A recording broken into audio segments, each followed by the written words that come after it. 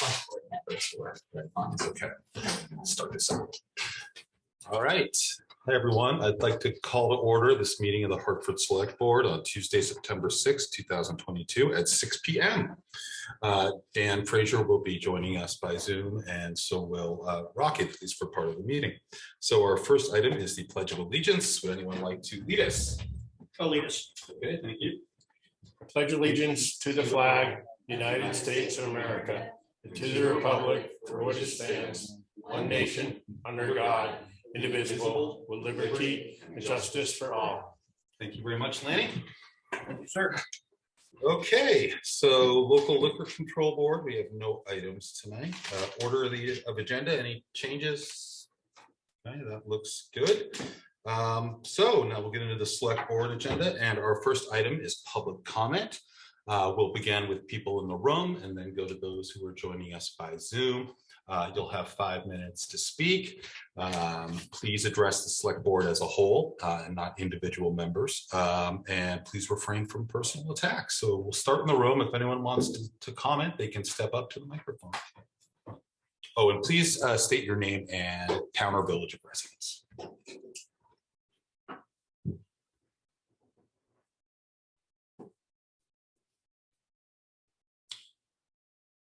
We need the microphone turned on. Does it have a switch? Good evening. Good evening. My name is Heidi Dutra from White River Junction, Vermont, and I come to you tonight with concerns of safety within White River Junction and Wilder. After the last planning board meeting, when they had a discussion of sleeping in RVs, we have had a very large number of RVs popping up in the park and ride. There's one that is up at the Haven, which jumps to St. Paul's. There's a car that's been up at St. Paul's for at least a month and a half. I can look on my camera and tell you exactly when it appeared. There are RVs that keep moving from the VFW parking lot. They go now over to the courthouse. They're parking everywhere. There's some behind over by Vermont Salvage. There's people living out of their cars. It's just everywhere. There's piles of trash over the VFW parking lot, which is going to cost the town money. We had first Friday, it was hopping downtown. I come from my mom's. I thought, great, this is going to be lovely. You know, it's going to help our revenue. It's going to help our businesses, especially the ones that had been hurt by the water main break. And then you have all of these people with RVs everywhere. I counted 4 of them that night. 4 of them. And not only were there RVs or people riding with their bikes, and you know what that means. I know what that means. You all know what that means. I'm sorry, you know what that means. I'm not going to say it right here, right now, but it's drug use. It's sales of drugs. Because when I was down there one day in the VFW parking lot, there was a Hartford police officer down there with a notebook here. He had one whole line of cars, vehicles. There was a boat down there. There's a trailer down there, a big one. It took up 4 spots. We're already at shortage of parking down there. We're at shortage of parking everywhere in this town. And one of the guys says, oh, that's lovely, such and such. I don't know, some piece of paper. And he says, that's drug use. I had no idea. Why is he telling me that? I was just going down there to take more pictures because someone alerted me the night before. I went down there the night before and took pictures. I wanted to get daylight pictures. I didn't have to do that. The police were having them moved. Well, that same exact RV, trailer, camper, whatever you want to refer to it as, it's been moving all over town. We have public safety issues. There is encampments on Bugby Street that keep popping up. I'm sorry, I'm going to ask it. I'm going to ask that the trees get cut down because it's a continuous problem. I know that homeless and unhoused is a problem, but this is a safety issue. We have elderly, we have people working here, we have people living here, we have children. It can't continue the way it is. Drugs are an issue in Hartford. I know it, you know it, everyone knows it. It has to stop. We have ordinances, we have policies, we have rules, and we have regulations. I'm asking you to enforce them. And it all has come to a head since this planning board meeting, and that J code is back down in the VFW parking lot. It's been there for a week. I can tell you exactly who it belongs to. I know exactly who pulled it out of there, because I know exactly who helped pull another one, and I know exactly where it went to, and then I know exactly who else it went to, and I know where exactly who else it goes to. And it's 3. 1 past select board member and 2 present select board members. So it's all linked to select board people, present and past. So I'm asking you, as the chair, to start enforcing the select board and the town manager to enforce the rules, ordinances, policies, or I will personally look for an attorney to come after this town to enforce the rules, regulations, and policies set forth, because this town is out of control, sir. I'm not making a threat. I'm telling you that the people of this town are afraid to speak up for retaliation purposes, but we need order in this town. I've been coming to you for almost a year with safety concerns. Tax-paying residents have no say left in this town. Our last search for a police chief has gone down in shambles. We need a new committee. We need a new committee from the head all the way down. I recommend, and I will bring forth my recommendations, and I've done a questionnaire on our Facebook page asking residents. I will go to listserv and find out what more people think. But I think we need a whole new committee looking for a new police chief. Thank you, Heidi. Thank you, sir.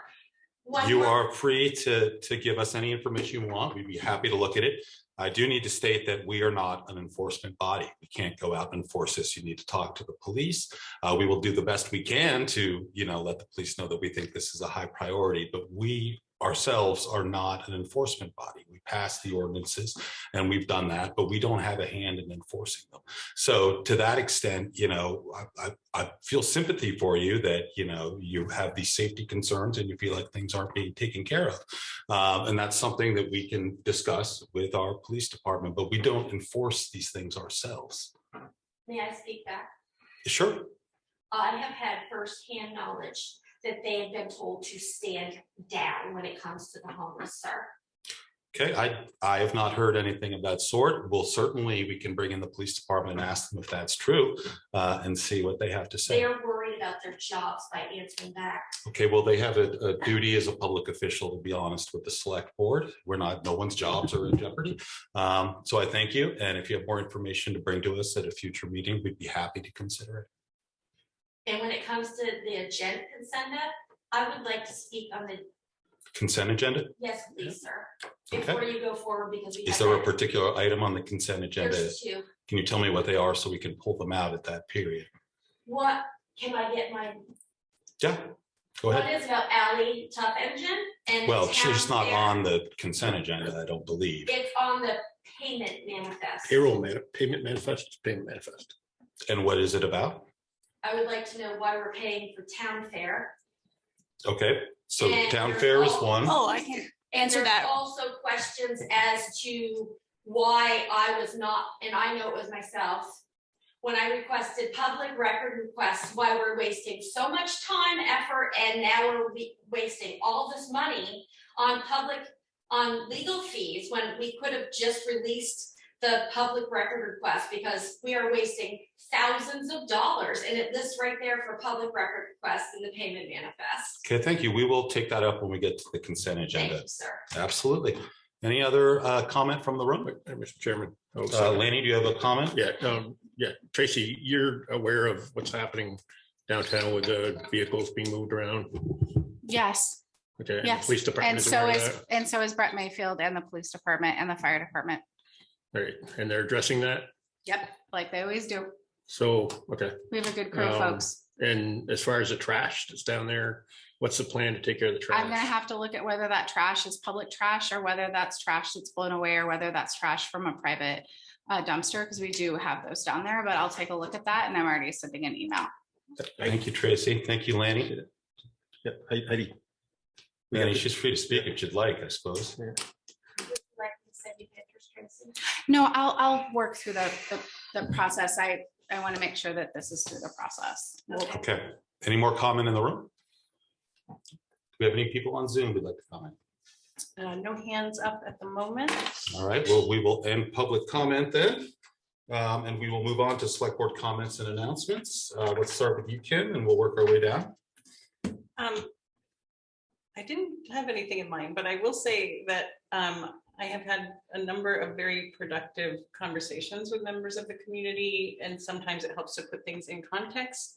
And there were just some accusations made, which I'm curious to know more about them. So please reach out to us directly if you have concerns about any of our individual behavior, and so that we can respond in a way that puts things in context. Because I've been debunking random things that have been said about me on social media with individuals, which were absolutely false and wrong. And I would like that opportunity personally, if anyone else has concerns. Thank you, Kim. Dan, do you have any public comment? No public comment from Dan. Mary? This will be in my report from commissions, but just a reminder that there is a workshop on September 14th at 5 p.m. regarding the forest management plan at Burkine Forest. A long series of workshops that will go on prior to the actual timber harvest. So people who are interested in learning more, not only about the timber harvest, but also in timber harvests in their own backyard, so to speak, might be interested in this. Thank you, Mary. Allie, anything? Yep, I'm good. Rocket doesn't seem to have gotten over to us yet. Oh, I do have a comment. Yes, Rocket, go ahead for select board comment. Oh, thank you. First off, I wanted to shout out to Public Works. I know they had their great event this weekend, their staff appreciation, and I know that it's like most of us were there. The welcome, I wanted to give a big welcome to the new firefighters on town staff. And then finally, there was sort of relevant to my work with the VLCT Opioid Settlement Advisory Committee. There was I don't quite know the name of it off the top of my head, an opioid awareness vigil at Lyman Park this past weekend. It was a very moving event, and I wanted to thank the organizers of that, and also just to reach out to the public and to let you know that if you ever need ears, my email is public, and appreciate the community support that came out for that very moving event. As always, it's an honor to serve this town. Thank you for having me. Thank you, Rocket. Lanny? I have nothing. Lanny's got nothing. Okay. So appointments. We will consider the reappointment of Dillon Bianchi, I'm sorry if I'm mispronouncing your name, to the Planning Commission for a 3-year term beginning September 6, 2022 and ending September 5th, 2025. I don't believe that Dillon is here. I'd be willing to entertain a discussion or to make a motion for the reappointment. Lanny. Yeah, there's been some concern about the number of absentees that Mr. Bianchi has had for this committee.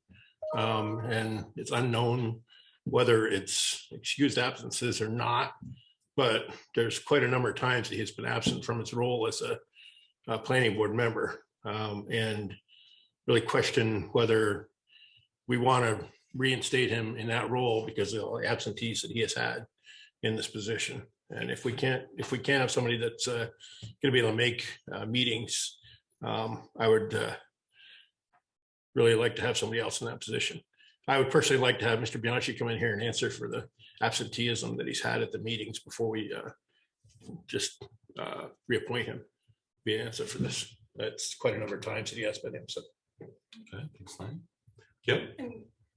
Did you reach out to him directly to ask? I have not had the opportunity to not. I have not. What, I mean, just as liaison to the planning commission, I feel like he is there. What is your source of concern?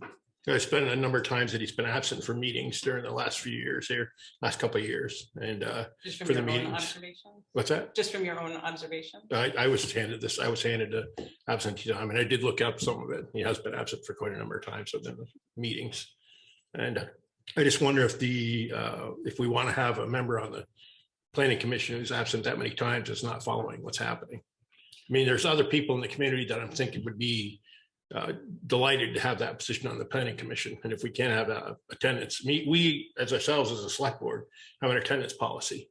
And if we can't have somebody on a planning commission that shows up when they're needed for these planning commission meetings. It's not a desirable aspect of a person. I would like, if we're going to continue with this, I would like to have him in present, if nothing more, to answer for the absenteeism.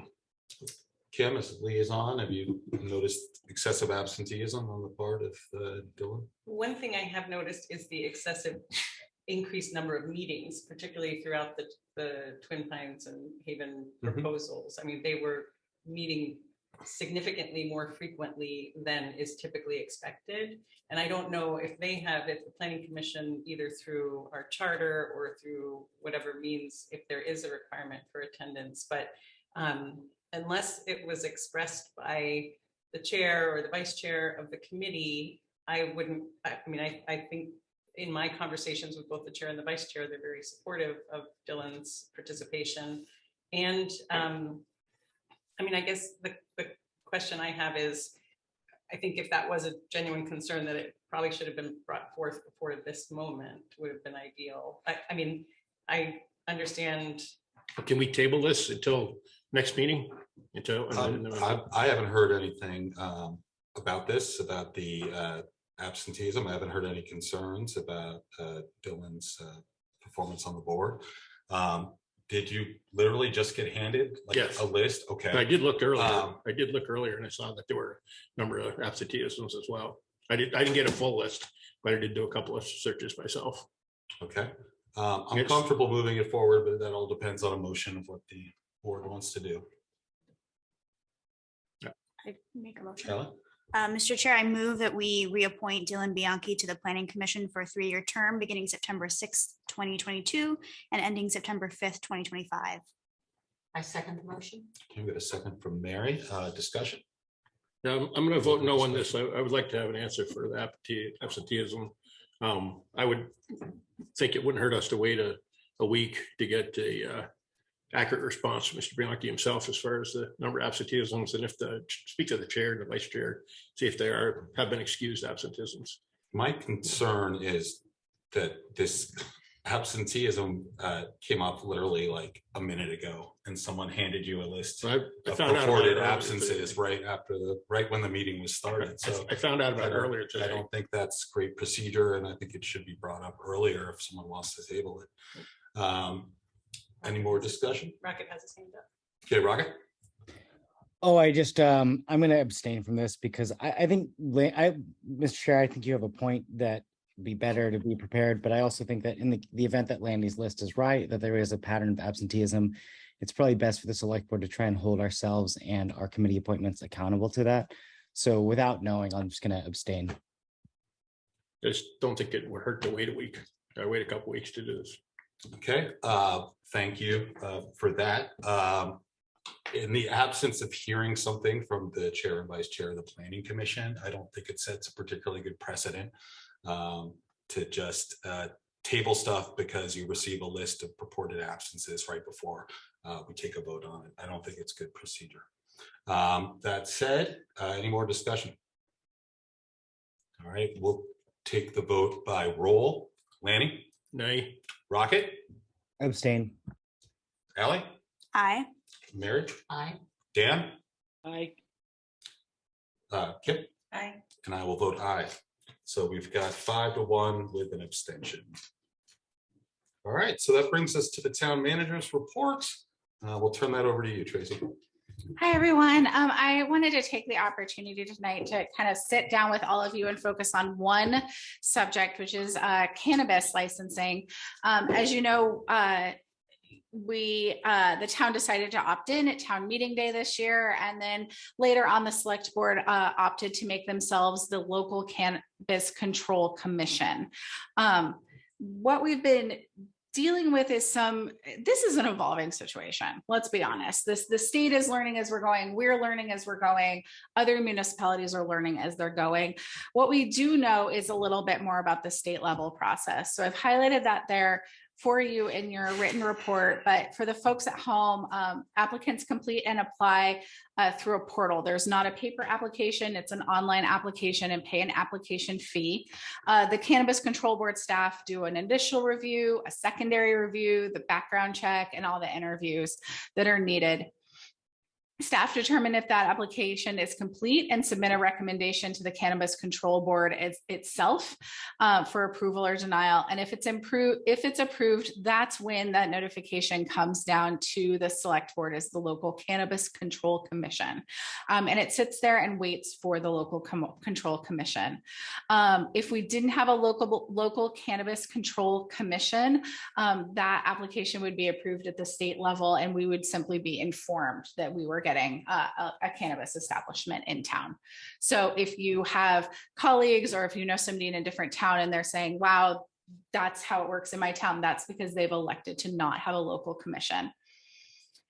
The CCB has told me that they review a long list of information. I will tell you, when I asked for an example application, they did not have that. I'm still asking for that because I feel like it could be helpful for not only us, but all other municipalities in Vermont.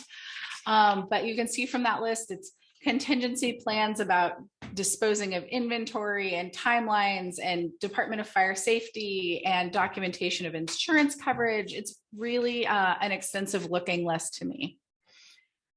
So how do we all fit into this process? First off, like I document in my report to you, in late August, I discovered that the CCB had each of our individual villages listed separately. So they had anything with a Hartford address having a local Cannabis Control Commission, but they didn't have any Quechee, White River Junction, West Hartford, or Wilder addresses having an LCC. So once we found that out, because I was listed as the email contact for all of those, they did go back to an application that they had approved and let that local person know that there is actually a local board. And they have now tagged all 5 villages as belonging to Hartford as a whole, and that all of you are a local Cannabis Control Commission. And just late last week, I was part of a group email. They're trying to find other villages that are part of larger towns, and funky little Vermont things like that, to clear up that issue. So that applicant knows that the CCB had the error and are waiting for us to begin our process. So it also helped the CCB clarify that most cannabis application materials are confidential. That's something that they hadn't really pulled forth in the FAQs and the guidance for municipality. But when I started asking questions, they realized that what we would all prefer to have is considered confidential at the state level. Initially, they were only giving people the name and mailing address of applicants. I did convince them that municipalities needed phone numbers and email addresses as well. So that's a change that they were able to make. So now we're not required to communicate solely by snail mail, which was going to make this very difficult. So we're not going to get the kind of documents we get with like a liquor control. We're going to have to request those on our own, which I'm more than happy to do. And if that's where we need to go, then that's what we need to do, is actually build an internal town of Hartford packet itself that we ask applicants to complete in order to get you the information that you're all used to that looks like the local liquor control board packets. It seems like it would have to work with the statute that keeps a lot of that confidential. That is where there's confusion. It's unclear what they mean by confidential, if they solely mean the packet that they get, or if this is a statute specific for cannabis establishments. So if we all remember back to the spring and all the things you get about liquor, it is unclear, but my reading is that the V.S.A is most cannabis establishment application materials are confidential. So that might lead us, if we build our own application, to also have to maintain confidentiality with those written documents. Sorry. I just said, and so I know thank you for this update, because it seems like a messy and evolving process, but that might entail, if we're internally creating our own application and packet process, like we have to handle the outreach to whoever the applicants are. And even though they've already reached out to the state, we have to figure out how to get in touch with those folks and get the information. And yeah, we're going to get an email that just says, Jane Doe has applied and been approved for this type of license. Here's their doing business as, or their, whatever their business name is, their address, their phone number, and their email address. Do with it what you will, Town of Hartford. Interesting.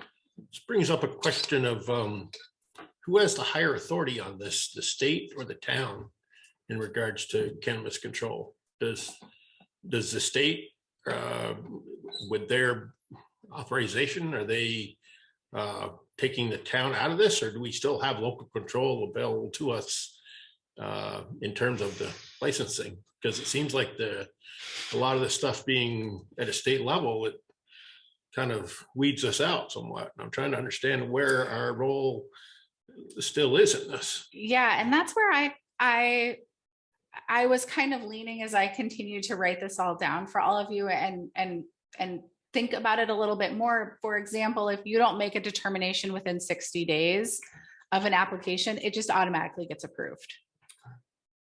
I guess, and then I guess if the information that applicants give to the state is confidential, are they going to say it's confidential and not allow the towns to see that information?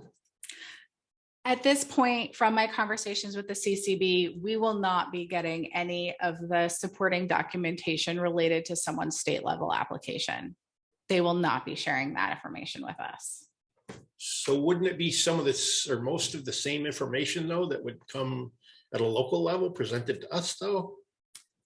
That is an interesting idea as well, right? Yeah, but I think, and this is where we're still seeking clarity, is the V.S.A that says most cannabis establishment application materials are confidential. Does that mean I would also have to maintain confidentiality with all of you? And what do we do with storage and keeping those things? Thank you. Good one. Kim? A couple things. One, I hope most of us are registered for the ELCT regulating cannabis workshop on 14th, I think it is. 14th in the morning. Might answer some of these questions for us. Kim, I want to point out, if you can't make it on that time, they typically, as long as you register, you will get a recording of that. So you can watch it at a later date, as long as you were registered before it opens. So go ahead and register, even if you're going to be busy at exact that time, and you'll get the recording. But also, like, I suspect we will be able to request a Spillman report like we do with the local liquor. Like I think we will be able to do some stuff. Some of the pieces around the state application relate to, because I think the cannabis industry is mostly a cash based, like people can't use credit cards to buy cannabis products. And so the requirements for secure vault systems and banking systems all have to be super documented for the state level application, which is that, like, literally, so if we were to receive all the stuff from the state application, it's going to be like the diagram of the site plan where the vault is, where the money is stored, where the vault is, where the product is stored, and that kind of stuff, and how much cash is on hand all day. And those are the kind of things that I think are most importantly kept confidential through the state process that we don't necessarily need as a local level. But I think that we can have basically similar information that we do with the liquor control application and the Spillman report, but we can verify that after getting more information from the state. Thanks, Cam. That's very helpful. Lynn? Yeah, I think I might push back a little bit on that, especially when it comes to the amount of money that's kept on site and locations and things. I think our police department definitely needs to be made aware of what the security preferences are in place for that kind of stuff. I think they definitely need to be part of that conversation. So but that doesn't make it public. Sorry. I understand that, but that's information that definitely needs to come back to the towns to be passed on to our police department for security, to know what the protocols are that they have in place, and for the police department and the fire department to understand what's the threats involved with this. So we definitely need to have that information. Yeah, that's an important point. Based on everything I've seen, looking at the statutes and how this has come out of Montpelier, like the state wants these establishments and the towns I don't think we're gonna have quite the same local control that other, we maybe do for liquor, is my guess. Kim? And I do think to address your question, Lanny, about the authority, and again, we can clarify this maybe after the session next week, but my impression is that, like with the liquor control, if one body says no, then I think it's a no. Like, so for example, if the town says yes for a liquor application and it goes to the state and they say no, then it's no. And if this starts at the state and they say yes, but we say no, I think it's a no, but I clearly can't be 100%. I think it's still going to be determined over the next, few months. Yes, Lanny? I know we're on the, as far as the charter commission meeting going on, which I'm the liaison for, we're still trying to sort out the local option tax aspect. And so that's still going through legislature. So there's still a lot of things that need to go through the legislature to get sorted out on this thing. So I think we're going to be right up until the very last minute getting answers on this stuff, which is unfortunate because we're looking at October 1st. Yeah. We're hustling as much as we Yeah, can. it's right around the corner. So Yep, I agree with you, Lanny. it's just a lot to be ridiculous. determined.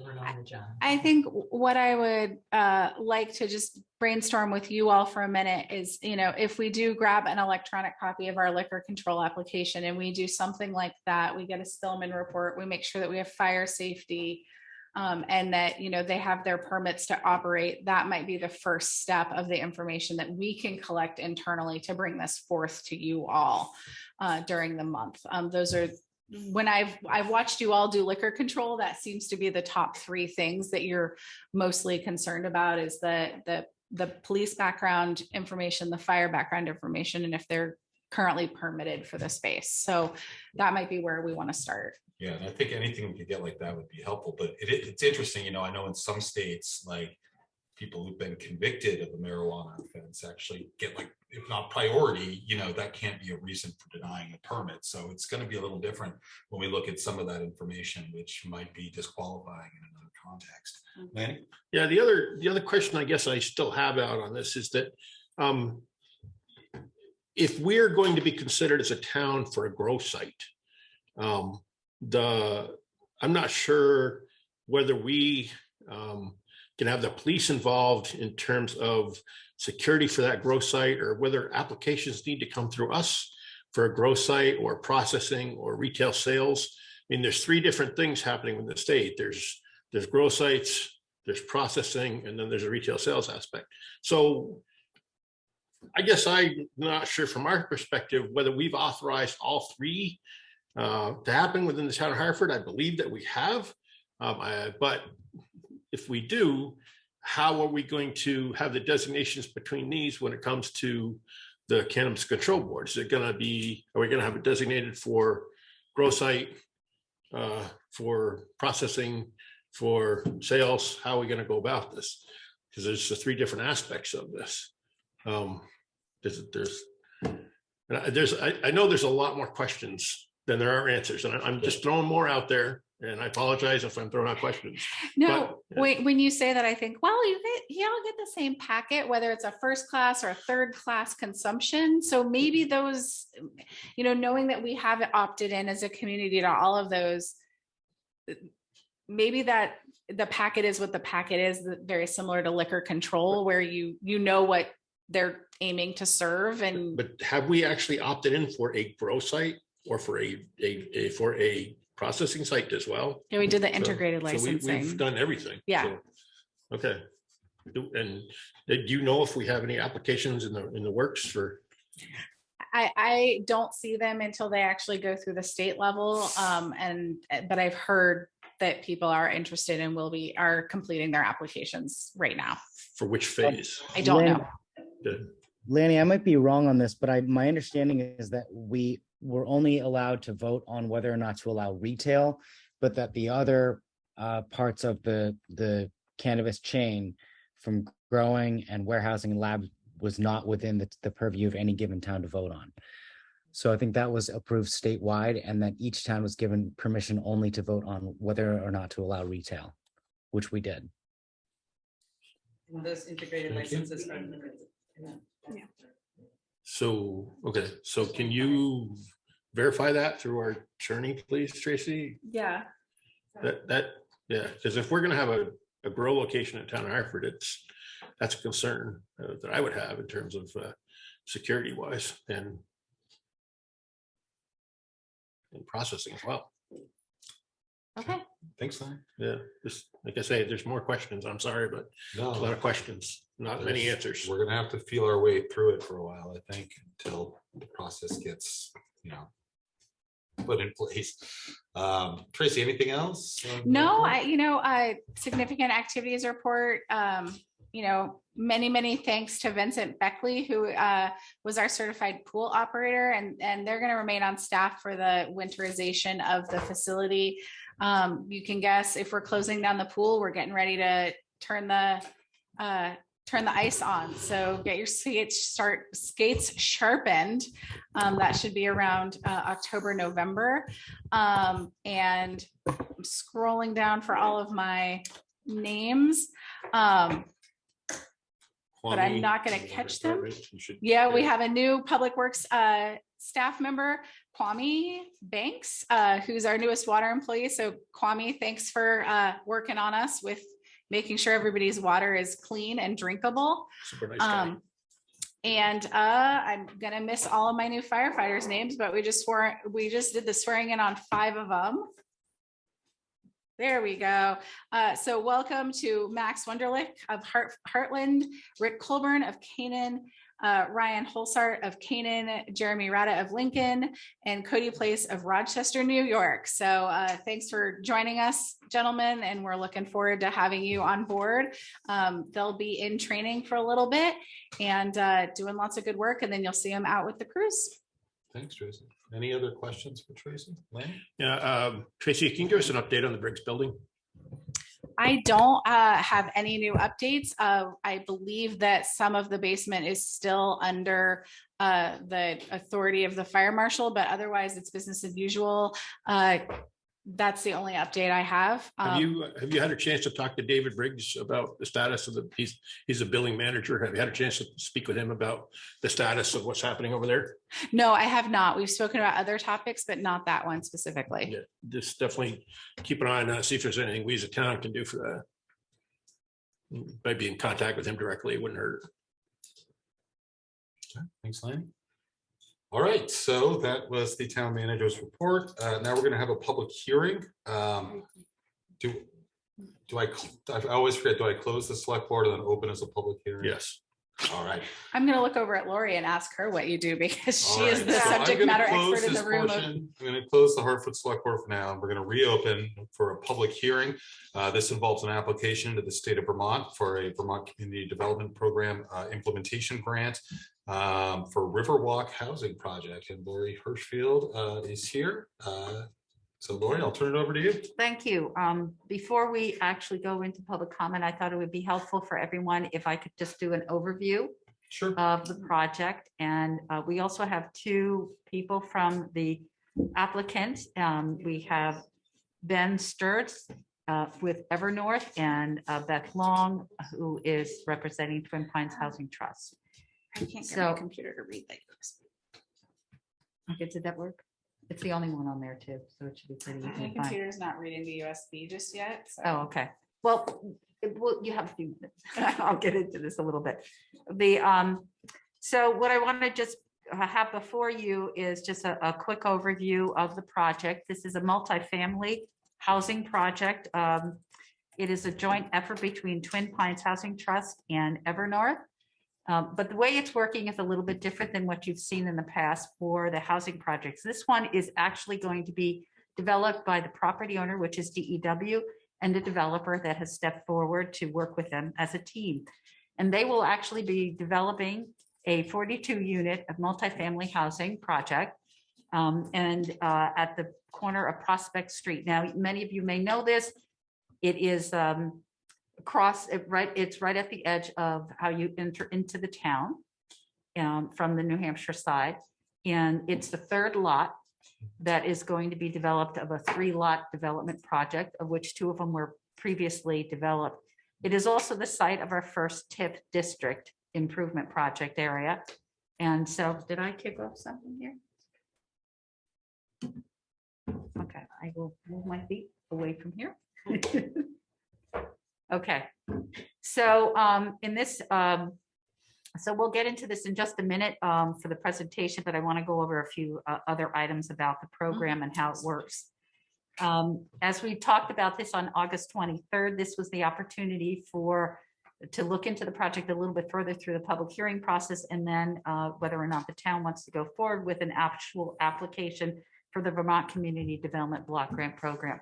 That is a federally funded program. It comes directly to the state, but it must come through a municipality for an application.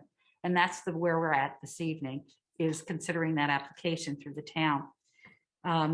Because it's HUD money, there are some requirements that go along with that. And one of those requirements is that it has to predominantly serve low and moderate income households.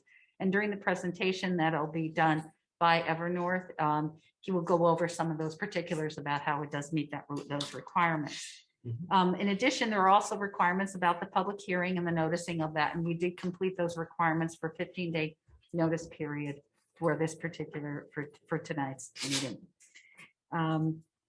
So what I'd like to just do is highlight a little bit that what they're talking about is a $400,000 loan that would come in at the acquisition phase of the project. So once the project is completed, known as like a turnkey, it will actually then be acquired with using the VCDP dollars along with many other dollars from other funding sources.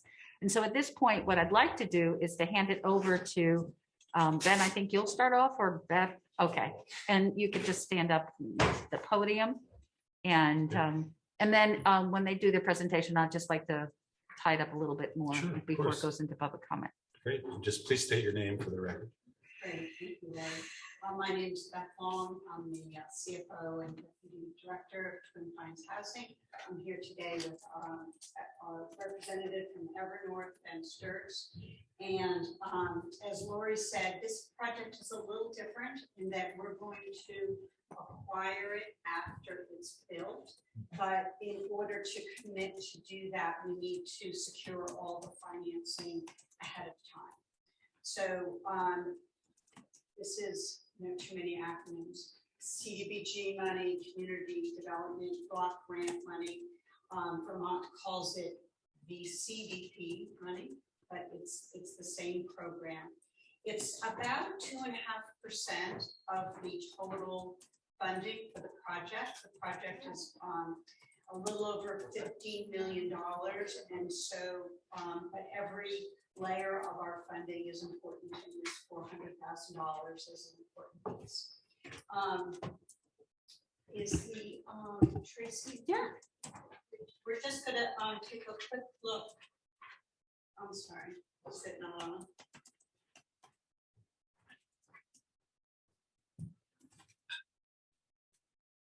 So this is a rendering. This is a rendering of the building. It is in the middle of the or in process of permitting, so there may be changes along the way, but this is the rendering of the building as it stands today. It's right around the corner. Tracy, if you wouldn't mind flipping to the next page. So it's a great location. I mean, as you all know, coming to this building, it's on public transportation, it's near schools, it's near shopping, it's near employment opportunities. This is really what we look for on town water and sewer when we look to do development. A total of 42 units. We're looking to get permitted for 53 parking spaces, a number of which will be covered parking. It's a unit mix that's perhaps broader than some of our unit mixes because we're using a slightly different mix of funding sources. So we not only have studios and one beds. We've been building a fair number of those recently, but we haven't built as many 2 beds or 3 beds, and we'd like to add that to the unit mix that we've been building.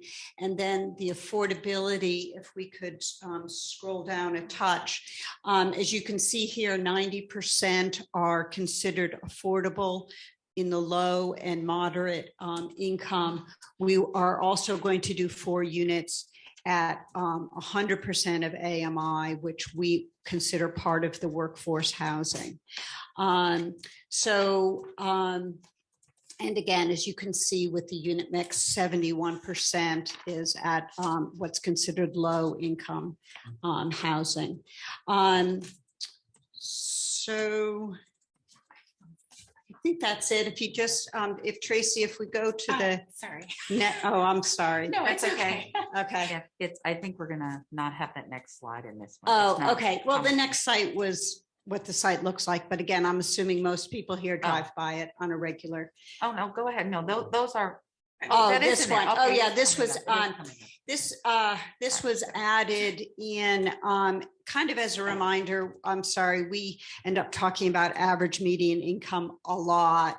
And average median income is determined by the county that one lives in and by the number of people in the household. This is as it stands today, but this project won't actually be built for probably another year, year and a half. We won't be renting up probably until the spring of 2024. Do I have that right? I think maybe a little earlier. It depends on how fast planning and zoning goes. It depends on whether we can get into the ground before it freezes, little things like that. So, but these therefore are average median income as where they stand today. So you can see, looking at the income levels, what the bands we're trying to reach, and then the rents that we're looking to charge. Those are regulated by HUD. And again, I'm kind of assuming that most people have heard about what rents are being charged nowadays. And even though perhaps a 1 bedroom for someone making 100% of AMI at $1,652 may sound like a lot, it's not. It's still less than what the market is bearing at this point in time. Tracy, if we can, I covered that already, so we could skip over that. I went in a different order. Sorry, I must have flipped my pages around. So again, these 2 charts here, I think is information you've perhaps heard. New Hampshire Housing tracks this marketplace. It tracks the Upper Valley, where Vermont doesn't track statistics that covers New Hampshire. But from a rental point of view, a lot of people will rent on either side. I'm sorry. When it comes back up, what you'll notice is that rents have been increasing and vacancies have been decreasing, showing the continual need for affordable housing in the Upper Valley. Sorry. So what is the exact vacancy rate? I mean, it's slightly above 0, right? But 1 or 2%. In the Upper Valley, it's considered under 1% right now. Wow. Sometimes it's difficult of how it's measured with staffing shortages and equipment shortages. You might have an apartment sitting vacant for a little longer because you can't get new carpeting or the new refrigerator, or you can't find someone to paint it, but it's already leased up to someone, even though it may be vacant. So it's a confusing statistic, but it's very hard for people to find rentals right now. Yes. I know that in some towns there are constraints on relationships between the people in rentals. Is that going to be an issue? Sometimes they say no more than 3 unrelated people in a rental unit. I don't know if that is, It's like a considered college town. discriminatory in some, in housing like this. I know that we have one property that has one apartment where it's 3 bedrooms of 3 unrelated people, and that's the way that apartment was structured. I don't think. we But have an most of the ordinance. time it's family units because it's income determined on a family basis. The definition of family can include a partner. It doesn't have to be it doesn't need to be a spouse. But Ben, do you know more specific rules than that? I could speak to that. I mean, our zoning regulation speaks to household size and what is allowed and what isn't, and what's considered a boarding house as opposed to a family unit. So we would go by that. In the absence of anything else that's being structured in terms of the rules with HUD or anything like that, we would defer to the regulations in the zoning regulation. Thank you. Yeah, I think those ordinances you see, like Hanover has one, Yeah. Burlington might have one, it prevents fairly college standard, students from just taking over Right. all the housing stock, by having those limits on people who aren't related to each other. Some of our units are under regulations which don't allow for renting to students. So in general, you may have a partner that's working and a partner that's in school and they can rent, but in general, we don't rent to an apartment of students. I think that's the last slide. I don't know if, There were some pictures. at the end. oh, yeah, Do you so want me to reshare that? there, pictures of the empty lot. Yeah, it's always people nice want to it. have an infill project Yeah. and complete out that development land.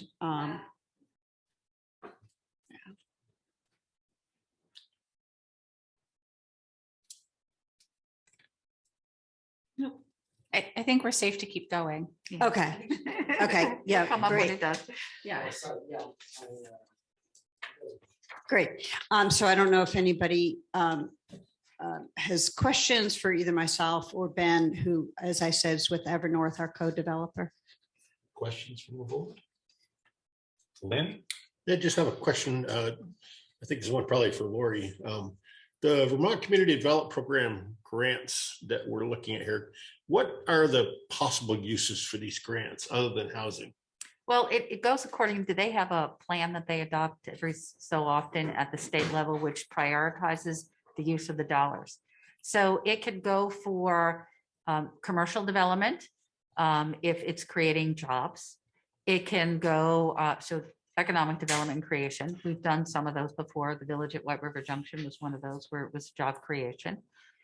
We've done in the past, the Center for Cartoon Studies did a, establishment of another program which created jobs. Housing is one of their top priorities right now. So when they start to identify what applications are coming forward before them, and they look to see, it's not uncommon for them to put things within a percentage of the funds that they have available. X number of dollars would be made available and reserved for housing projects or for handicap accessibility. That's another thing that they do fund with this. So it's kind of like the 3 legs. You've got economic development, you've got housing or residential in some capacity, job creation is part of the economic development, and then you have handicap accessibility. Infrastructure usually, yeah, but and it's under slums and blight. We don't qualify for that specifically as an area benefit. Well, who knows? We're okay. waiting for some census information to come through on that. That's good. Not done Yeah. that. So my other question, I guess, is, of course, this will be in the TIF district. And how much longer are we going to be under the the rules of the TIF district in order to gain the benefits of another structure within the TIF district? We have quite a number of years, actually. The TIF district that you're talking to in terms of the sunset is our ability to actually incur debt to do the public infrastructure improvements. Great. But from the period of time that we do that, we do have a 20-year collection period to do that. Well, from the time period that we drew down our first loan, which was in 2014, we have a 20-year collection period. So we'll go to 2034. So the taxes we'll be getting from this building will be drawing until 2034? Correct. And then, okay, then 20 years after that period to utilize those funds? Is that correct? No, well, we have the period to sunset, use those funds to sunset any debts that we incurred through the time period that we were allowed to do that, which is 2024. Okay, so not a lot of time between when the building could be built and when we could be getting some money from it for taxes to be turned around and use it. Not a lot of time there. Okay. Well, no, I think you're misunderstanding that we will have till 2034 to collect the taxes. Oh, okay. But only 2024. 2024 is the last time, and March of 2024 is when we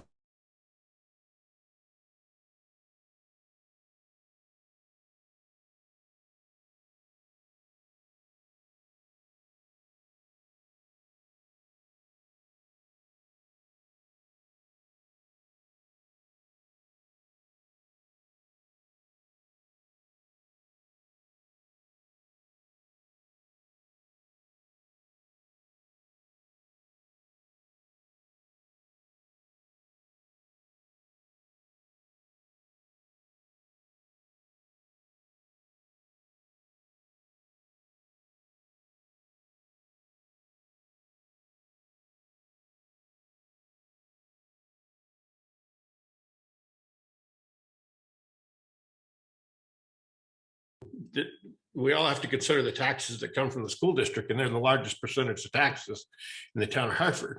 And I'm not sure what we're going to gain for student population from the buildings that we're building here. So I don't know if there's any, nobody's got a crystal ball, Beth, and I understand that.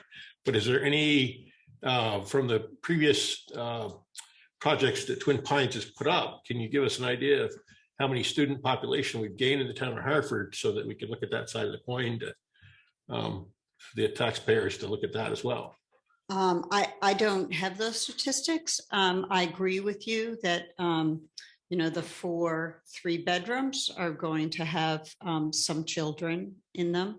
And the 2-bedroom may, and the 1-bedroom unlikely, but you may have an infant, but there becomes an age where you need a separate bedroom.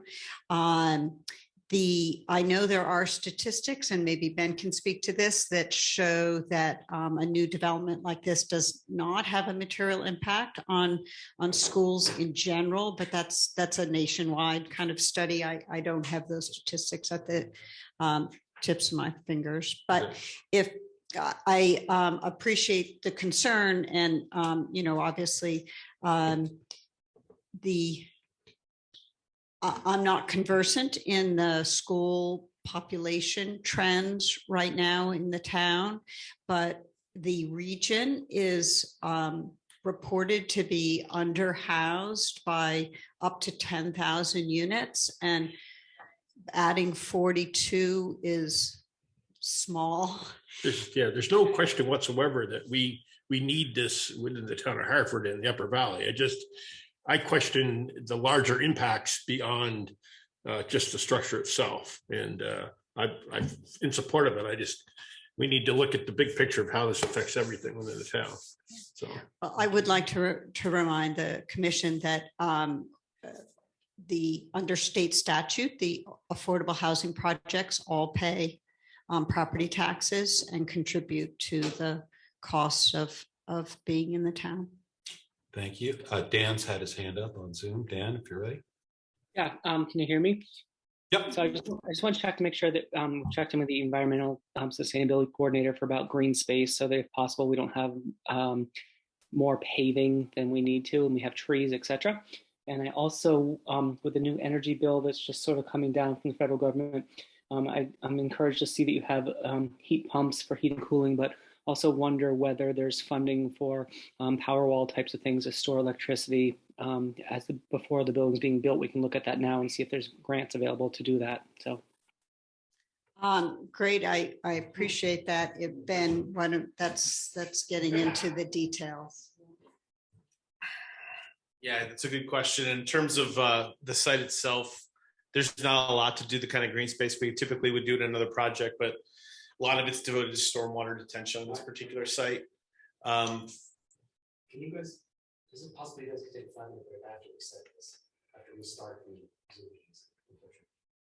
Well, we do need Zoom, so I guess we'll do it. So we'll take a 5-minute break and then we'll get back to you. Sorry about Can people that. come on the same link?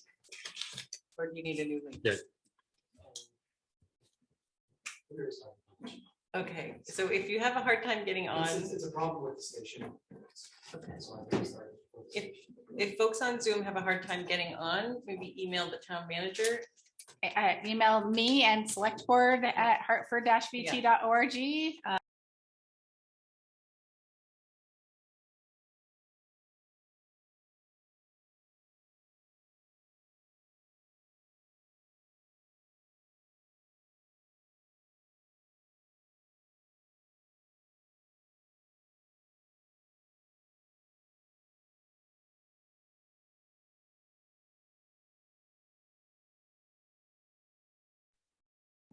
All right, we are back. Thanks, everyone. So we're back with our public hearing. Before we left off, Ben was going to address some questions, I think, about environmental concerns with the new proposed project. So Ben, I'll turn it over to you. Yeah, I'll just quickly touch base on, he said that it was great that the project had some heat pumps, obviously something we're doing for heating and cooling. I was going to add that we're also going to make it solar ready. There's a really good chance this building will have solar panels. We know it'll have some EV charging stations with conduit put in for eventual EV charging stations in the future if they're retrofitted. Those are obviously pretty expensive. So we put in, what the code requires, and then put in the infrastructure for more. I think in terms of the site too, just to touch upon the environmental sustainability aspect of this was obviously a previously developed site. When the commercial development phases were completed, they had to go through some property remediation from contaminated soils. We do believe there's still some contaminated soils on this parcel as well. So some remediation will be going over in the next few months with the turnkey developer. I want to make sure that was an environmental aspect that was also covered in addition to what was going on inside the building. We're requiring them to meet Efficiency Vermont's high performance track for an efficient building as well. So when you're seeing solar ready and the heat pumps and a lot of other features, those are things that us being involved in the project and pursuing this funding sources we're pursuing make a turnkey developer like this really have to go to a different level of energy efficiency, just like we would if we were building it new ourselves. Thanks very much. This is a public hearing, so I will open it up to public comment. If there's anyone in the room who wants to comment on this proposed project, or if there's anybody online. Oh, Heidi, yes, come on up.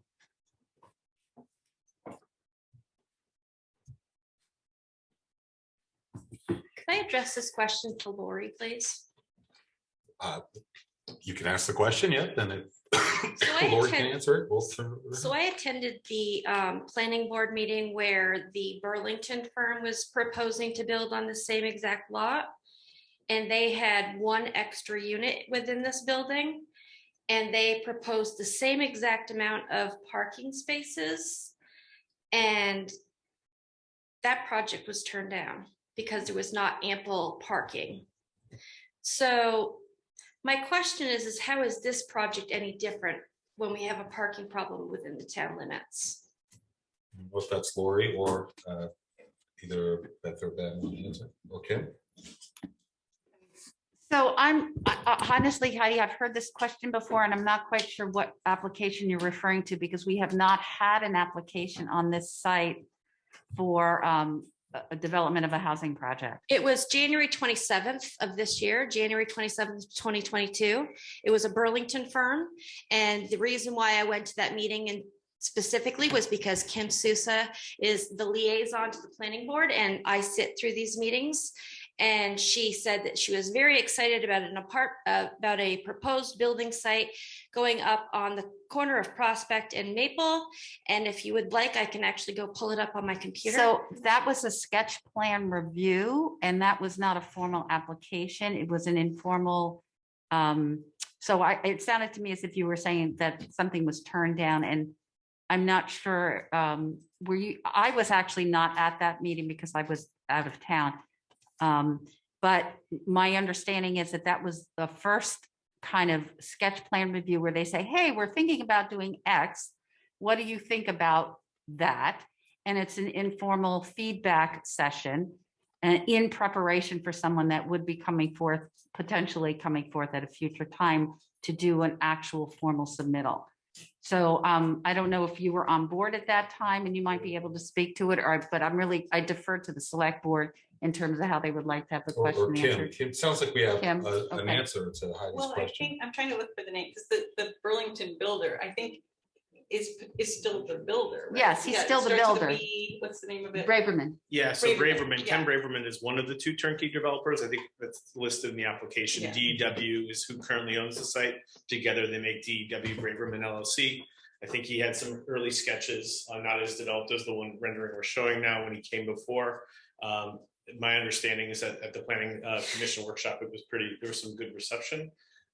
He's coming forward, from what I understand, at planning commission next week. So that would be the first opportunity for comments. The permit drawings were submitted in early August. Thanks. So it sounds like that was just an informal meeting. So nothing was actually turned down. Preliminary, but the same project, maybe they didn't have Twin Pines and Evernorth as a turnkey purchaser at the point, but the builders, the property was the same project, that it was just a preliminary workshop perhaps. Okay. Sounds I like also want to that's an keep you all answer. focused on the topic of this item, which is the VCDP grant application. So this has not hit planning or zoning. We're not talking about design. We're not talking about green space or parking. We're solely making a decision tonight about whether or not the select board can support this application for this funding stream. That's a whole different ballgame. Thank you. Good point. Any other public comment in the room? We have someone online. Yeah, this is a different person now. Alex, I'm gonna ask you to unmute. So Alex Billins. Hey everyone, can you hear me? Yes. Hey everybody, Alex Billins. I live in White River Junction. Just wanted to voice my support for this project. I think the location makes a lot of sense. It's serving a very well-defined need within our community and the region. I did just want to bring up that there were some concerns raised by some tenants of Twin Pines earlier this year about their living conditions. I think there was an action in White River Junction during First Friday. And I would just look to the town as a financial partner in this to deliver some accountability on that front if they are going to participate financially in this, to make sure that it gets built and that everyone who's there is living in good conditions. Thanks. Thank you very much, Alex. Any other comment on Zoom? No hands up at the moment. All right. Well, Lori, if you wanted to wrap it up, we can do that, and we'll close the public hearing and we'll turn towards 2 associated agenda items. Okay, so there are a couple other items that are part of the application, and I just want to make sure that that's known there. One of them is the item of how does the development meet with the town's housing town plan? And it is very consistent with the town plan in that it increases much needed housing, and I think that's been discussed here in many ways. It's locating it in a concentrated compact development in a walkable town villages with access to public transit, goods and services, schools, parks, recreation. I think one of the slides that you had and also in your packet indicated how it's very well located in all of those. That's a high priority in terms of our town plan in many different ways, in terms of not only for housing, but in terms of where development should be occurring. And it also, again, it meets very high standards for energy efficiency with heat pumps, heating and cooling, the envelope, and then other discussions I think that were highlighted in the presentation. So I just want to identify financial impact on this.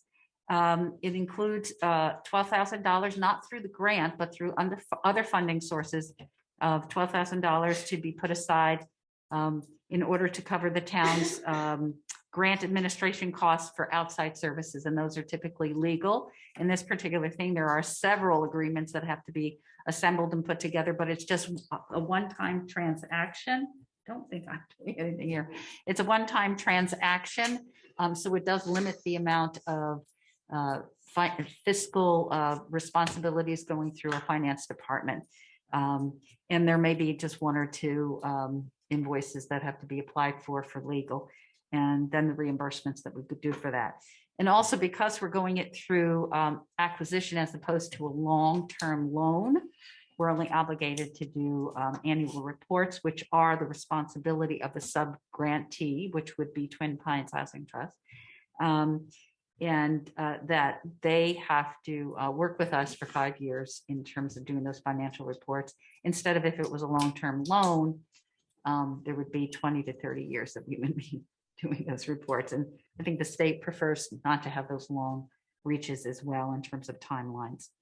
So regarding that, I will just conclude and we can go into recommendations in the next segment of the Thanks very much, Lori. Kim? Can I just ask one question? So being similar to the VCDP grant that the town processed for the village at White River Junction, that we were able to secure a percentage of funding from like this, the town doesn't get any financial benefit from the state or federal agencies for this, right? Like it's different. It's a little bit different. And first of all, there's not job creation, so that doesn't come under the economic development route.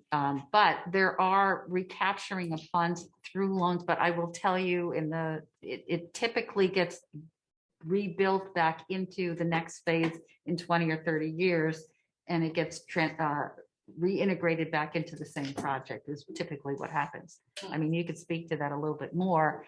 But when the funds do come back, as they did for the village, we set up a revolving loan fund that also includes housing as one of the eligible activities. What, and that one was a loan, not a grant? That was a loan. That might be the difference too. Okay, thank you. Okay, thanks everyone. We will close the public hearing and reopen the Hartford Selectboard meeting. So we've got two items that are associated with this. So one is to approve submittal of a VCDP grant application. The other is to pass and sign an attached resolution. I think we could probably do them both in one motion. And if they do pass, I will read the resolution into the record. So I'm happy to take a motion or entertain discussion. You did close. I did close the public hearing. Mary? I'll move to approve the submittal of a VCDP grant application for the Riverwalk multifamily project and authorize the town manager to take all necessary actions to complete and submit the application and implement the grant, and also pass and sign the resolution for VCDP grant application authority. I'll second. I have a second from Kim. Discussion. Doesn't look like any discussion, so I'll call the vote. All those in favor say aye. Aye. Aye. Opposed? Aye. So we heard from Rocket, but I don't know if Dan was on. Dan's still an attendee. Dan, can you unmute? You want to vote to say on that last question?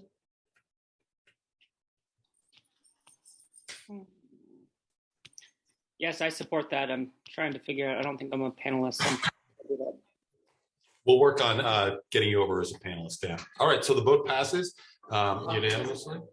Dan, Yeah, tell Dan he needs to accept. Dan, you need to accept the invitation to join as a panelist. Okay. Again, Well, while Dan accepts, I will read the resolution so we can proceed. Or whereas the town of Hartford hereinafter applicant is applying for a grant under the Vermont Community Development Program for the Riverwalk multifamily project. And whereas it is necessary that an application be made and agreements be entered into with the state of Vermont, now therefore be it resolved as follows.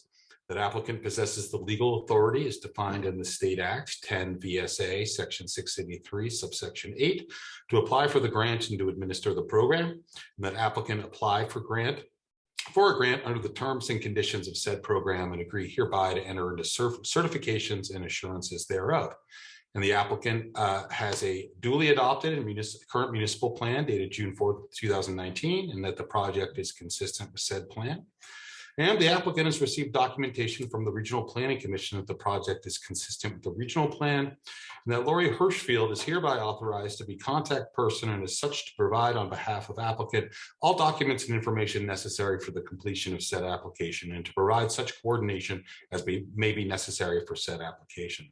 And that Tracy Arlett Davis, town manager, who is either the chief executive officer, as defined by 10 V.S.A. section 683 subsection 8, or as the town manager, the city manager, or the town administrator, or Michael Hoyt, select board chair, who are hereby designated to serve as the authorizing official for the grants management online system GEARS.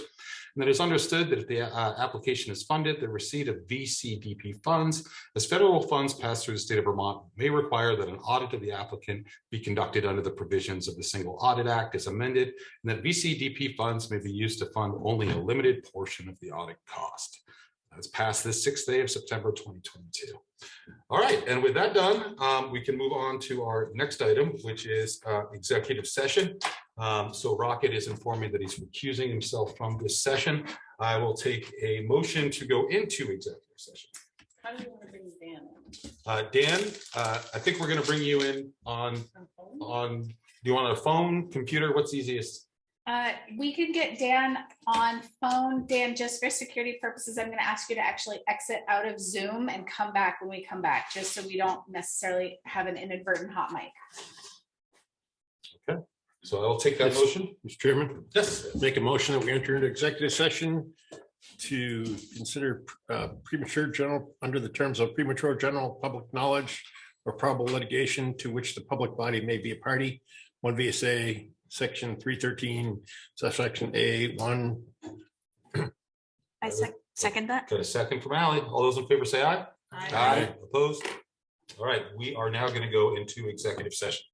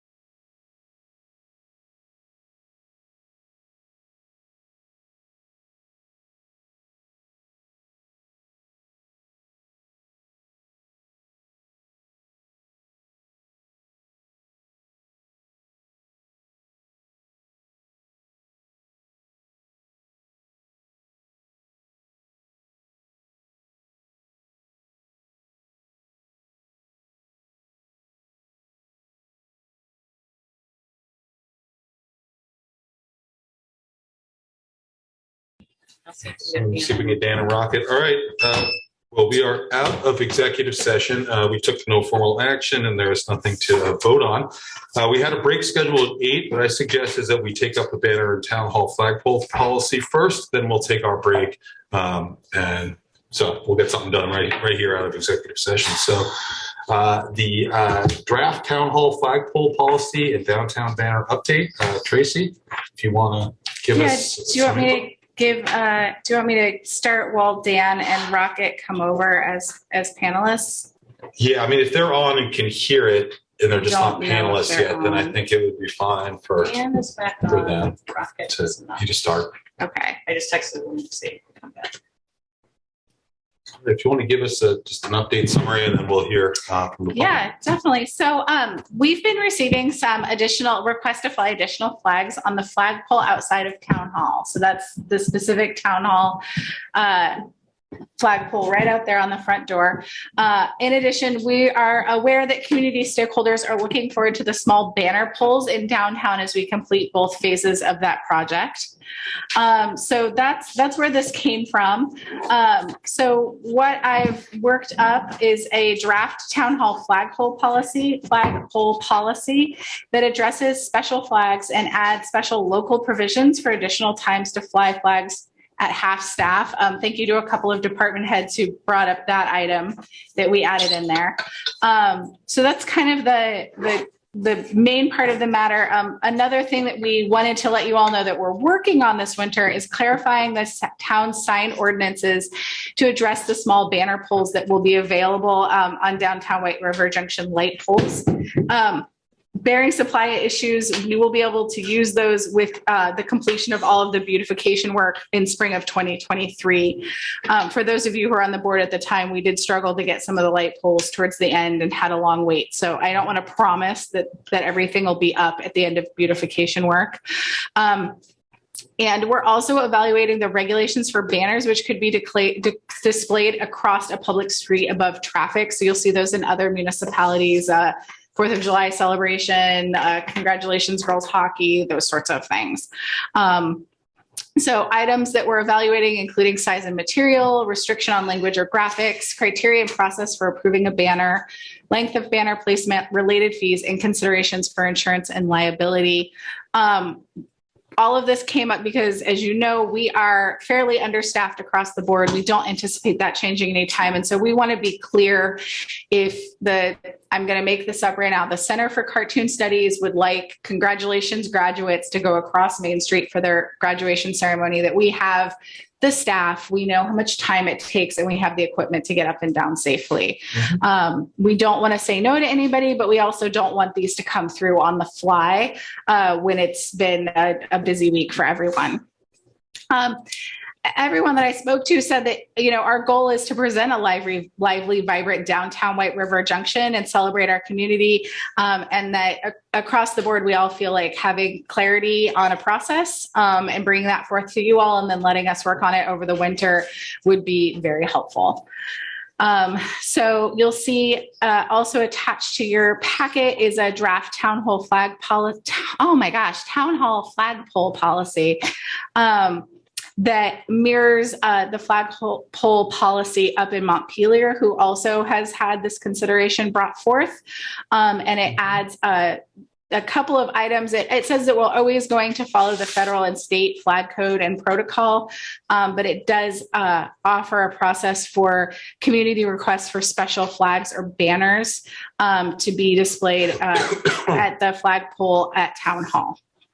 It also includes some criteria for all of your consideration, and that the select board would make those determinations. And then it also includes additional displays of flags at half staff. This is fairly common around local jurisdictions to honor a current or former select board member, current or former head of town department, current or former town manager, or anyone else that the town manager, the select board chair, or their designee feels made a significant contribution to the benefit and welfare of the town of Hartford. So the special flags are basically something other than the American flag or maybe the Vermont. That indicates anything other than the United States flag and the state flag. Okay, and so when we get a special flag or banner, we'll actually review whether we want to approve it going up. Like Correct. So for example, you'll get a specific request for the sister city flag, and that should come forth to the select board to make a determination. And so that way we all have the same criteria to work on. You know, there's some criteria that I offer up just to consider when you get a request like this. Do you have any questions for Tracy, Lanny? Yeah, I got a question. Where it says here whether the United States or state of Vermont has recognized the flag through statute or proclamation. Do we have a list of flags that have been recognized through statute or proclamation currently? I think what I would do in that case is when a request came through, I would search for that specific flag rather than go through a list of every flag that the U.S. has ever done, because I believe it's fairly extensive. There's a very good chance the state of Vermont has done that. It would just find the statute. I mean, they recognize all sorts of things. And as far as flags at half staff, which flag were you thinking about flying at half staff? What we typically do for now is to drop both the flags to half. So U.S. flag code only states that the president and the governor of the state has the authority to order a flag at half staff. Then we can remove it. It was just a thought. This is just a draft policy. We're all talking here. It's only under it's U.S. flag code. Those are the only people that are authorized to authorize the flags at half staff. So the other thing I had a question on is that this is only pertaining to town-owned buildings, correct? And town-owned poles that have banners and or flag display capabilities? Right now, this is only for the town hall flagpole. So only the flagpole out there. We do have other town-owned flagpoles, but they are in more outlying areas, which are a little bit harder to monitor in terms of putting things up and down. And we also didn't want to put the onus on a special flag and saying we need 3 or 4 of them when someone might just give us one. There was some discussion earlier this year about the flags that American Legion Post 84 put up, the American flags that are down Route 5 and across.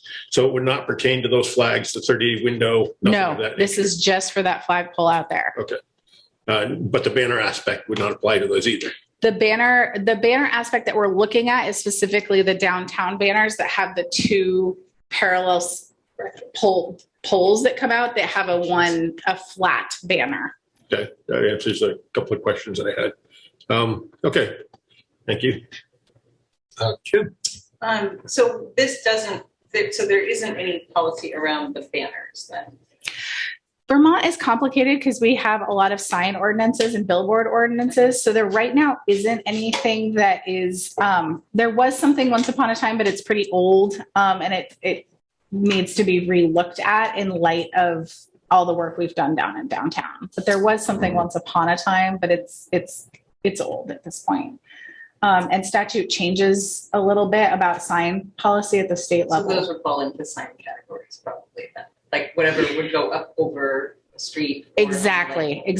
And Vermont has some pretty strict regulations around signs. So we want to make sure that the town doesn't step out of bounds at the state level. And just for the record, I did not ask for this topic. No, the staff did, because we do actually get requests pretty often for the town hall flagpole, and without a policy, we can't approve or deny those. And the only thing I would like to add is that, I mean, I think there are some light poles in all 5 villages, and it might be kind of an interesting, if we get to a marketing, campaign with some sort of branding, that it might be interesting to have designs for all 5 villages and not just for downtown White River. But I will say that both Vital Communities and the Chamber of Commerce have done outreach and have some funding to help design a banner for downtown White River Junction.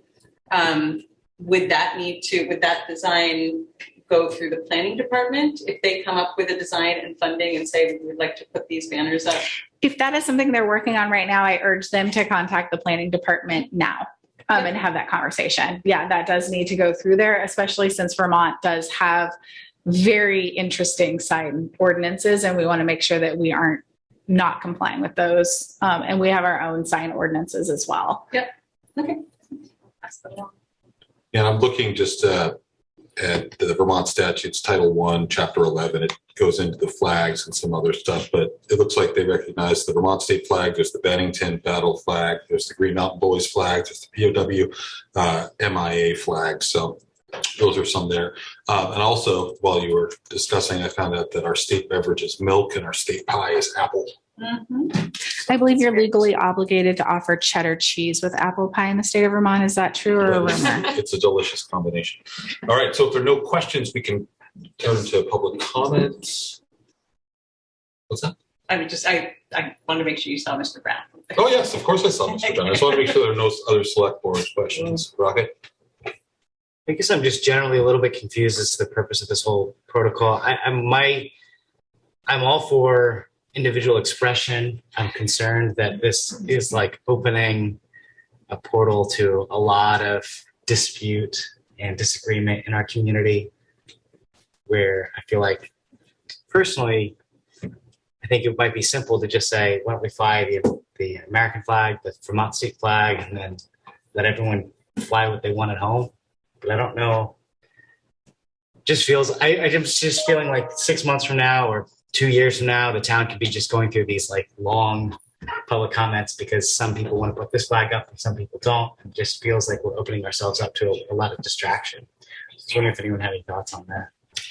Maybe just a counter to that. Like, then also I feel like sometimes what we've seen is, if a request comes in and there is no policy in place, and folks can say, well, then why not? There's no policy against, the idea that I'm proposing. So I think it does help to just make expectations for folks clear. I mean, I hear you, and there's always possible that will happen, but I could also see the other side of the coin with it too. I guess my response to that then would be that I personally would advocate just for a simple policy of flying the American flag and the state flag just at the town hall. I mean, like I like in some towns where they do like thank you, like, or during COVID they did banners for the seniors that graduated and didn't get acknowledged. I think those things are lovely. I think that expression is a wonderful thing, but it just feels like we're really opening ourselves up to a lot of contention by keeping this policy. Feels very open-ended and feels very discretionary to the whims of the select board at the time, and could just open us up to a lot of contentious debate. So my personal preference would be just for a simple one statement. Our policy is the two flags, and I don't know. Well, it would be more than two flags. What is that? It's not just the Vermont state flag. Vermont also recognizes the Green Mountain Boys flag, the POW MIA flag, and the Bennington Battle flag. So it wouldn't just be that. Could be those. Yeah. I think, a lot of people, it's a chance to recognize people in the community as well, having a banner or a flag. So I don't see a real problem. I mean, are there some flags that are clearly going to be off limits that we will not allow to be up there? Yeah, I'm sure you can probably think of some, but I don't see this becoming like a huge contentious issue, when we fly like one of these flags, for example, that's shown in here. So I just don't buy it. Lanny? Yeah, I can see a little bit of where Rocket's going. I mean, I think maybe it wouldn't hurt to have a list of what we might allow downtown for the banners in terms of like Welcome to Hartford or Historic White River Junction, or we get something like a Black History Month thing if we want to do that, or something of that nature. But it would be wise if we're going to do something in order to alleviate any of the controversy around some flags, if we were to detail it quite clear in our statute for this. That way there won't be any question about where it's headed down the road further on. I mean, there's no telling what future boards would do, but if we spell it quite clearly, I think it would look nice to have a banner down there. This is Historic Downtown River Junction, welcome to Historic Downtown River Junction. That seems like something that would be approved quite easily. On the banners, on the banners. I mean, but as far as I'm talking about banners aspect, not the flag itself. But there are a lot of things that I could see that would be extremely controversial being flown in downtown that you could get support on either side for or against. And that's why I think it would be behoove us to spell out exactly what you can and cannot fly ahead of time. Thank you, Lanny. Kim? And Mark? So yeah, this draft policy doesn't relate to banners. Banners would probably not only have to, especially in downtown White River Junction, they would have to not only go through the planning department, but through the design review committee. They would need to approve whatever design was proposed for the banners and how long they would be there. I mean, I think, was it the Historic Society that did the 250th anniversary banners, do you know? Probably. And those were up for a long time until they basically deteriorated. But, you know, there could be but this doesn't relate to banners. And I think that getting into what we can't do, I think that's for each sitting board while the policy is on. I do like the idea though of the 30-day for like, if we're going to do something, have a maximum date that can fly. That way, if you're going to irritate some group, you'll only irritate it for 30 days. It's true. Mary? I just think the criteria is there because it says,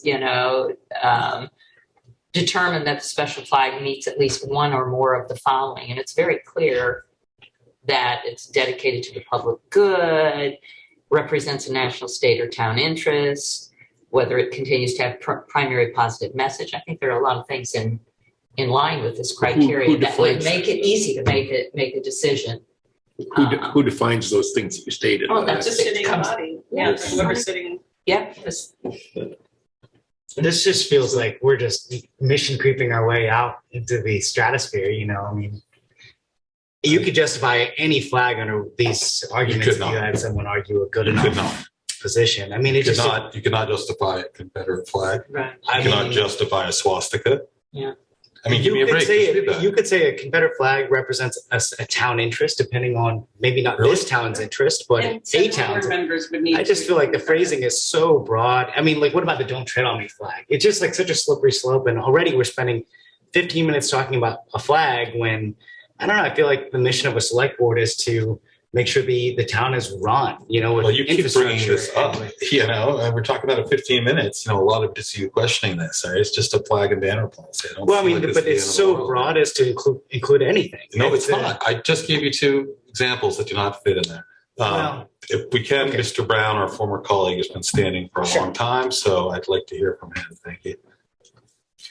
Well, thank you, Mr. Chair. Dennis Brown, Hartford.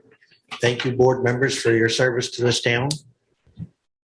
I might add to the comment earlier that about the cheese and the apple pie, a good scoop of vanilla ice cream on there wouldn't hurt either. I may have read too much into this when I read it on the internet, but I have a few questions and comments. I had sort of interpreted that perhaps the flags the Legion put up earlier triggered this. And I know this doesn't state anything about them, but I think in hindsight, I wished I'd stood before you before we put them up and give a heads up that this is happening. And then we may not end up with some of the controversies that revolved around that. Saying that, I was hoping that, and I realize this doesn't cover that, but it sort of sets a precedent with some of these limits and things, I think. So, I had hoped that by coming in and whatnot to ask that if there is any kind of hesitation on those, that those could be grandfathered. The flags that are currently up, Dennis. Yeah. Thank you. And when I read about the new banner poles, and I hadn't heard of that term. I mean, I've been around all the TIF projects and so forth, but light poles and whatnot, but I hadn't heard about banner poles. So I guess I think I'm glad that some thought's being given to that.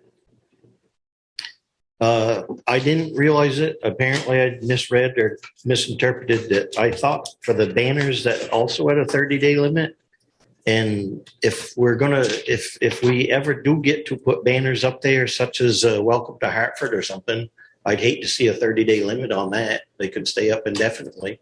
When we had the 250th anniversary of the town, they stayed up and pretty much until they rotted off.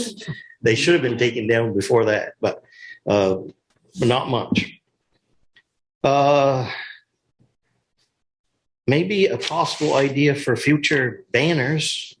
I've traveled some, besides in the 251 towns of Vermont, I've been elsewhere, particularly in New York and New Hampshire. And a few towns that we've been through have these American Heroes banners. They picture a service member and a brief thing about what his or her service was. And they're very, very well done. It could be a possible idea for a future banner or banners. The comment about half-mast, I was going to say some things about that, but a lot of that's been out now that it is president and governors, I think, that determine that for U.S. flags. But having said that, it makes me wish that we had a town of Hartford flag, because at Dartmouth, where a lot of you folks see and whatnot, they honor employees, staff members, faculty, and so forth that have passed by lowering the Dartmouth flag. So if we had a town of Hartford flag, either with their town seal on it or I know the rec department doesn't like to give up their logo that they cleverly created, but it's beautiful, and or the hurricane symbol. But if we had a town flag, I think that'd be so nice, and a tribute to anybody that we've lost that's helped the town to lower that in their honor. So I thought I'd mention that. I guess most of my other things have been answered. So thank you very much. Thank you, Dennis. Further comments from the board? Kim? So I think I just want to get a sense if we're in agreement to remove the half-mast language. We have to. Yeah, until we have a different flag, I think we would have to. That just wouldn't be operative. So if there's any motion to approve it, I think it would need to be as amended. Mm-hmm. Yeah, that's fine. I just had a question from Kim. Yeah. Smith wants to know if there's a reason we're going to keep banners from those up here, but we want to keep them up there all the time. When he speaks, avoiding technical problems, which is the way it is. Yeah, I would probably leave it the way it is if it's less likely to have a breakdown or something. All right, discussion. Anyone want to make a motion on this one? Chairman, I would make a motion that the select board approve the revised town hall flagpole policy. As amended? As amended, yes. I'll second. Okay, any discussion? Yeah, I just don't really understand this. Okay. Let's call the roll then. Lanny? Aye. Nay. Rocket? Nay. Ally? Aye. Mary? Aye. Dan? Aye. Aye. Kim? Aye. And I will vote aye. So it's 6-1 in favor. All right, great. So that brings us to our break. Mr. Chairman? Yep. Do we want to do anything about banners right now then or not? We're going to bring that to you all in the spring, but please keep thinking about that as you travel over the winter. If you see something you like, snap a picture, maybe shoot me an email. This looked really great, or I found this place to be really interesting. And we'll continue to work on that as we move through the winter. Okay. But we want to let you all know that we're looking into that as well. Okay, I would love to see if any other Vermont municipalities have their own flag, because that would be nice to have one. If we can have one, I don't know if the state prohibits it, but if we could have one, let me do some. It would be nice. I mean, we already got the seal, right? We could just Hanover, Shawani, their sister city. Oh yeah. As you go from the Ledger Bridge. Sister city, yeah. Yeah, sister city flags. But not their own town. Yeah, their own Are you town. looking for another break? Is that what you're saying? Yep. That's what I said right before we started, because we didn't take our break. 8, we decided to do this instead. Keep going. Can we just keep going? Yeah. No, we're gonna take a 5-minute break. Mike's gonna smoke a cigarette. We'll be back at 8:30.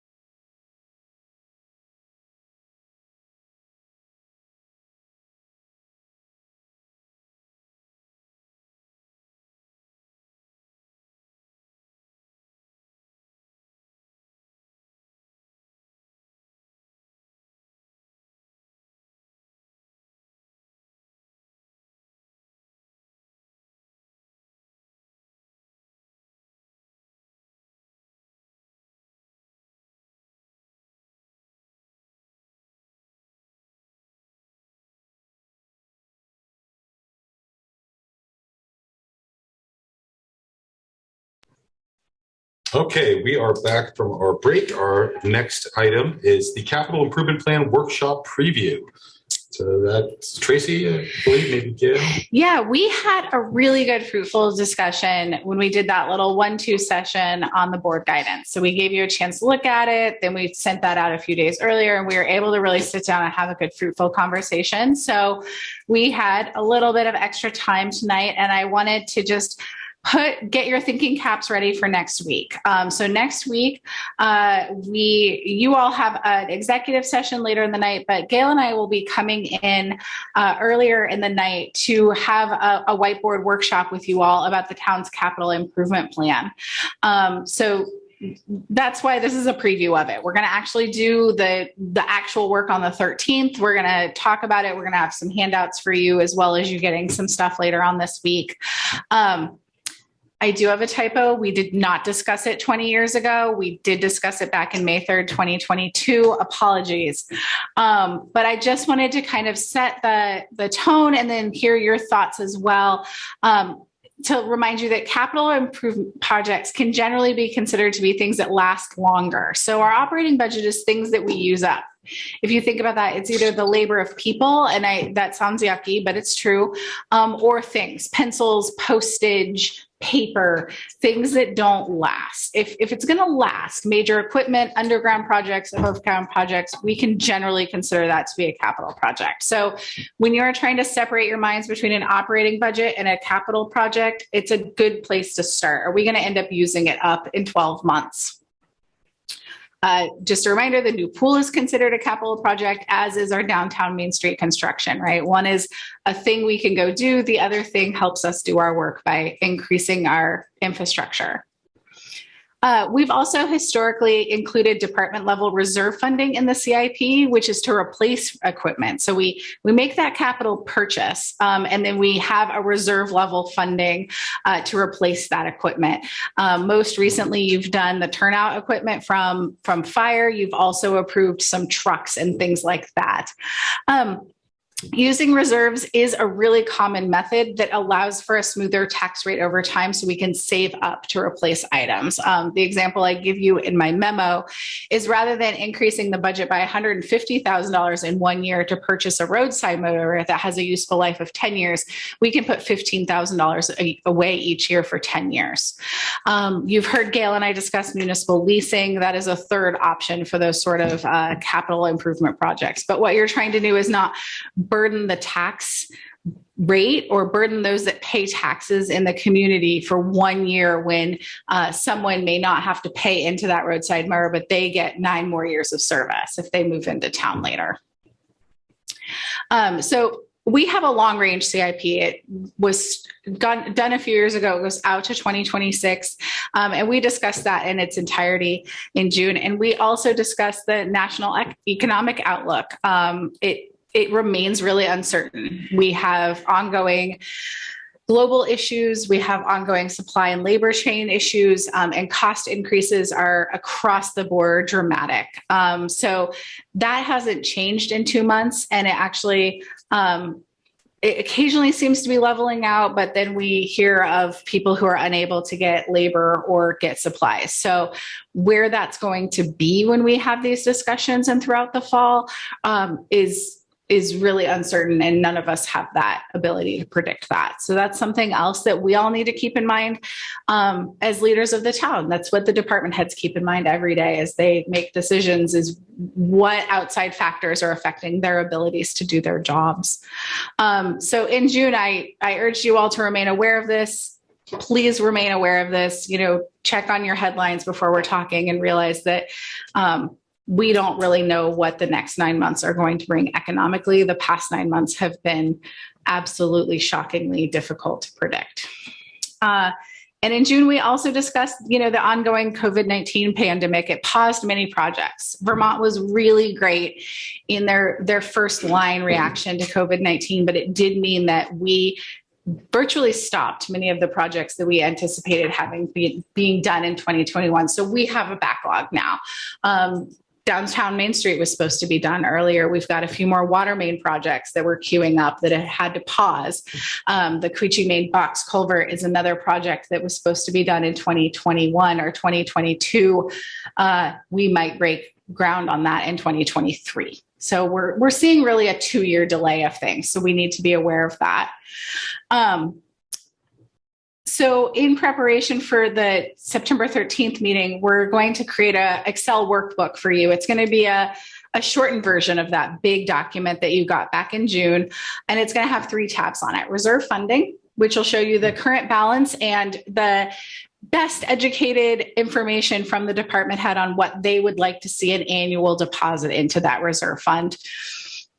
Projects in progress. So we're considering that to be in progress if it's been engineered, if it's been committed to on the select board side, if it's been designed, if we have either expended money onto it or we've received direction from a select board.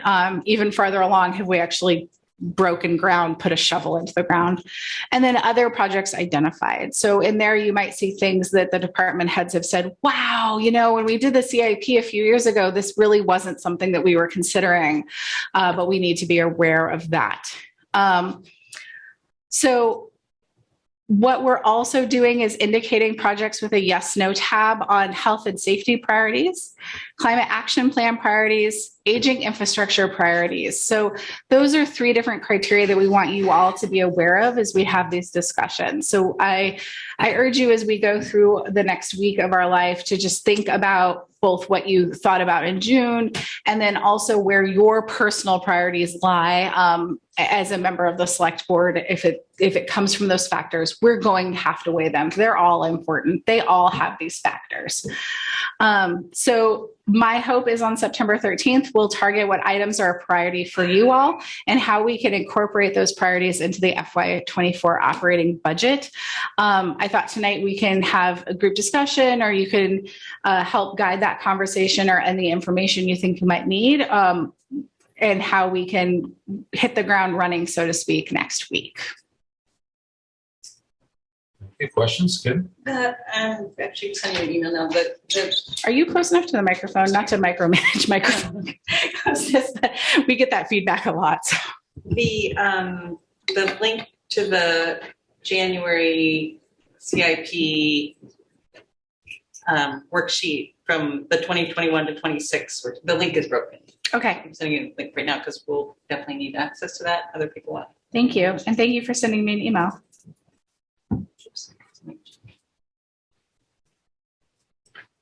Are there any other considerations besides health and safety, climate action, or aging infrastructure that you would like to see the department heads target for you? Oh, are you asking for specific projects tonight?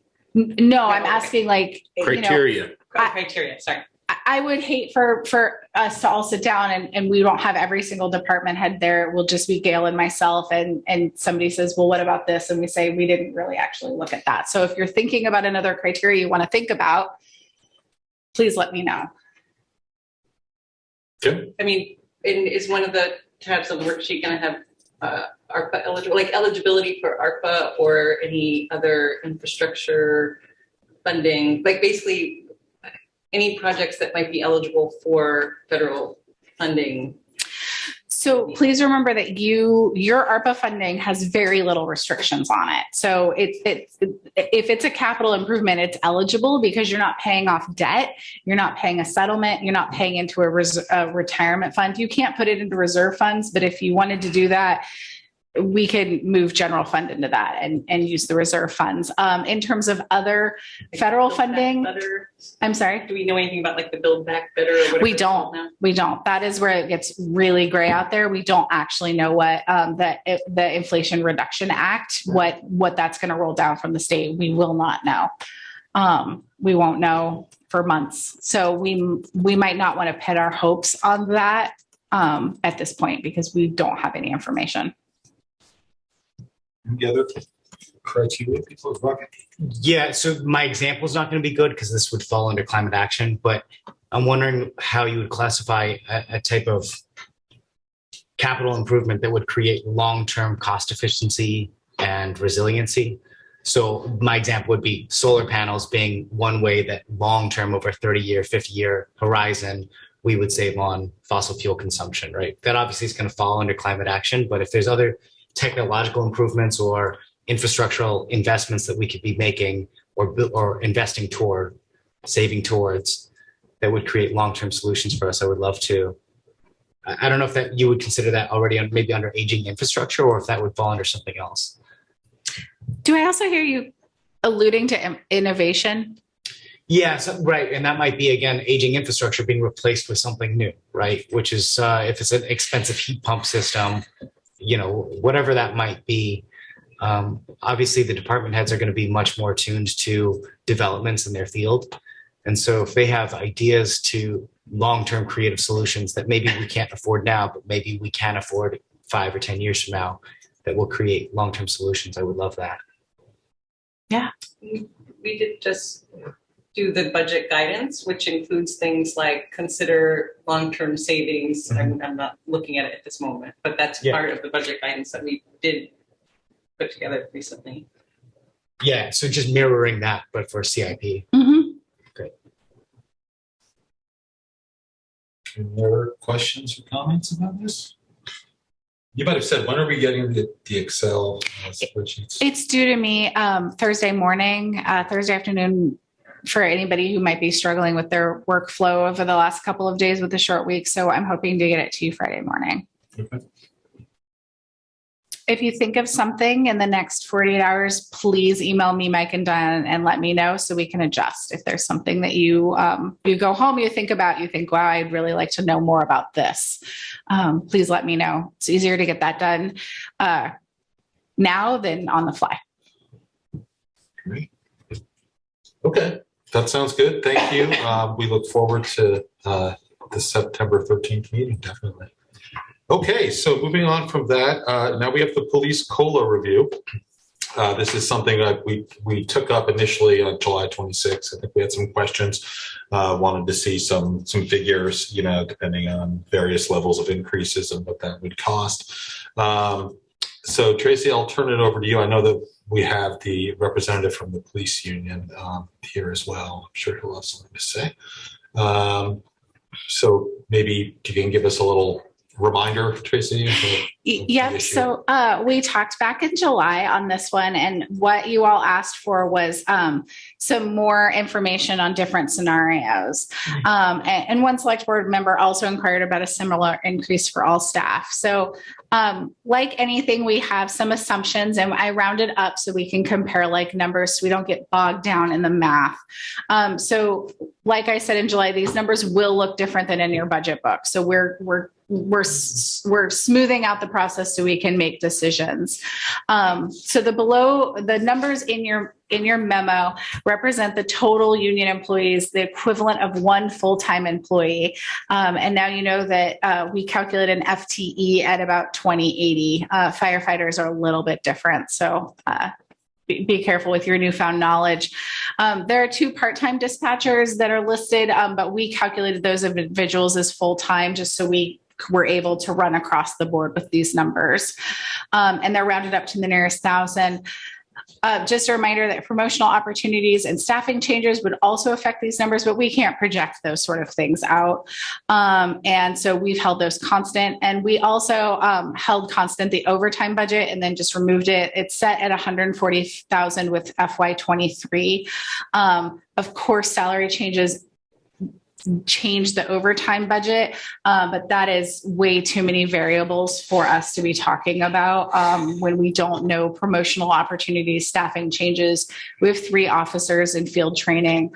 All of those are variables that affect the overtime budget. So I just eliminated that for process of conversation. Also, even with a 10% increase, that's about $14,000. So it wouldn't be a huge factor. And as you know, we're always recruiting and retaining. So as we bring on new patrol officers, these numbers may change. So again, we're having a snapshot in time with some assumptions and some rounding to have a conversation. If in 6 months, you say, wait, you told me salary was going to be this much, there could be a number of factors as to why this has changed. So your first table has the current FY23 compensation, which is a 2.25 step increase and a 0.75 COLA adjustment. So those are the numbers that we're going to start playing with. That's 1.86 million in salary, about $500,000 in payroll related expenses. But Tracy, was this increase received by all employees, not just the union? Yes. Everybody received a total of 3%. Like I said, in July, this is a 2.25 and a 0.75. Public Works and non-union received a 2.5% step increase and a reduction and they also received an additional 0.5% towards their retirement rather than cash compensation. And I believe Fire received just a straight 3% step increase as further. Trying to get equity across. So everybody was sitting at about a total of 3%, though how we got there was slightly different. Okay, thanks. And definitely a priority for myself, the HR director and the finance director, is to be as equitable as possible with these things. So that's multiple long conversations. So scenario one, we increase the COLA to 3%. So we take it from a 0.75 to a 3%. The additional funds that we would require for that scenario is about $52,000. Let's say we increase the COLA to 6%. That was the amount provided by the Social Security Administration, and the CPI is one. If we would have taken one of those numbers, that's an extra $122,000. And to get a 9% COLA adjustment in scenario 3 is $192,000. I'm happy to stop there before I discuss like an all staff COLA adjustment. But if the board acts on one of these scenarios, we would likely remove the funding from Public Works, either in their paving budget and or their sidewalk budget. And that's something that we would have to wait until the spring and see what our needs were and what costs were. I have a couple initial questions on that. So my understanding is that in the police contract, there's a contractual language where basically you and the union meet and you review the change in the cost of living for the last year. Is that right? It's not me in the union. Yeah, it's not me in the union. It is, I believe the exact language does not involve the union. It's solely the town manager and or the department head, but I can pull that up for you. Okay. And so do we know, is this provision new to the most recent contract or has it been included in prior contracts? I don't believe that it's new. Do we know what's happened in the past? Because it doesn't actually mandate us to give extra, you know? Yeah. So I just wonder if there's a practice where after reviewing the COLA, you would decide to actually increase by that amount or some amount. We're not mandated to increase this, you know, at all. And if we don't know what that's like for the police contract, I think the fire contract might have the same language. And I don't know if there's any prior history with that because, you know, as it comes to us without the language saying like, you know, increase to match the increase in COLA or increase it by a certain percent. I mean, we're just looking at different increases, you know, just for this particular set of employees. So it worries me a little bit is that this is not something that's going to go to all of our town employees. So just a consideration, you know, and it doesn't seem like there are a lot of directions on how we decide what amount to increase by, if any. Benny?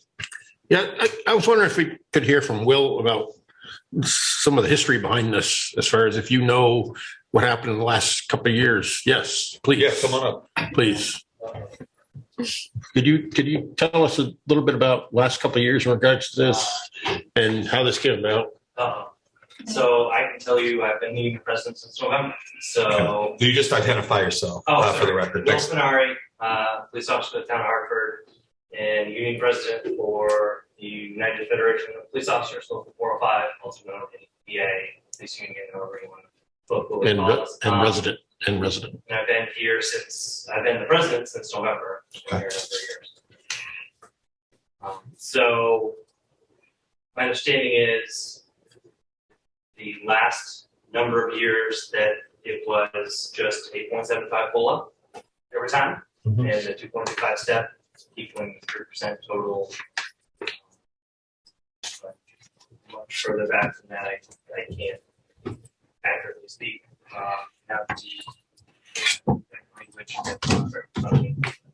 you know, I have the exact language of it in front of me. It is absolutely entirely, you know, manager.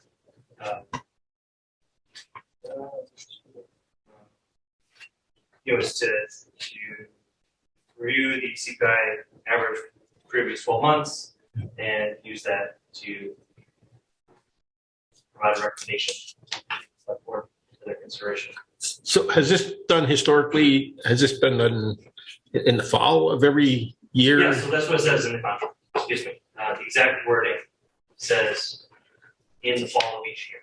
And you don't have anything just statistic as far as the historical reference as far as what it was? Was the analysis done? Yeah. I have no idea. Okay, but in the past couple of years, you don't know if it's been done either, correct? I don't. Okay. No. All right. So, okay. That's that question, I guess. Okay, that is my question for Will. Well, do you have a request for us? I mean, you know, we look at the language and it doesn't really give us a whole lot of direction. Is there something that you would be looking for us in terms of a percentage or something like that? I can tell you that I did the analysis. Yep. I ran the numbers. And if you run, so the numbers kind of seem low, only because we are sort of trailing by a year at all times, right? So the analysis, I also did an analysis for this coming year. We're not to get too deep into the negotiation, but we're going to have to negotiate the contract before July of next year. So it's not necessarily going to be the exact same language, but that's the short version of that. But in terms of analyzing the CPI, 12-month CPI, I just did an Excel spreadsheet. And if you analyze that, it averages 2.633333%. Just the COLA. Yes. So that's the CPI from September 2020 through August 2021, right? So you take that theoretically. I just did it for next year or this coming July. So assuming that the language were to stay the same in the contract, I did it just the other day because at the end of August, you get the August number and then you can do the same analysis for the following year. But that's 2.63 because the CPI began to rise more toward the end of that in the summer of last year into this year, which saw much larger. So would the 2.63 be like your request for a COLA increase? I mean, I would say that would have been the number provided, right? And then absolutely the language says the manager uses that number in whatever way they see fit. I mean, that's, you know, I think the manager and I have spoken. I don't think it's any kind of secret that we've spoken about the need for this language to be more clear. You know, because it kind of says like, you're going to do all this work. And then, yeah, I mean, it seems like its intent would be to look at the CPI, and if inflation's really gone high, to take that into account and maybe increase the COLA. But it certainly doesn't tell us that we have to do that. So it is a little vague. Yeah? If what I'm wondering is, and I don't have a specific recollection about. The department heads bring their recommendations to the town manager and the department heads bring their recommendations during the budget season. Of course, there's been a spike in inflation. We're in the middle. What I'm wondering is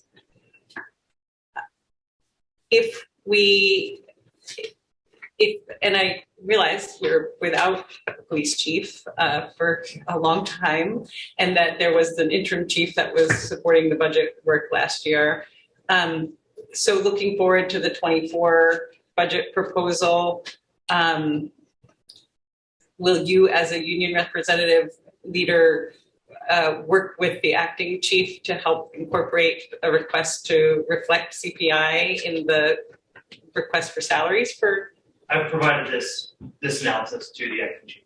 Great. Okay. I said do, I gave her the breakdown of the numbers from an Excel spreadsheet, just so that she can, because until, again, contract negotiations are between the union and the town, or the manager specifically, and folks work for her, I guess, and also the chief, but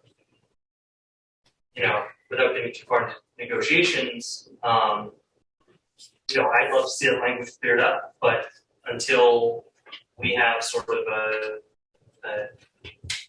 started to negotiate these things, we think, I don't mean to speak for the acting chief, but I think she's sort of trying to figure out how to budget, how to budget salaries, given that the contract expires. And so I gave her my thought, which was that the best thing to do is just to sort of assume that the language doesn't change so substantially that it's not beneficial to use this analysis.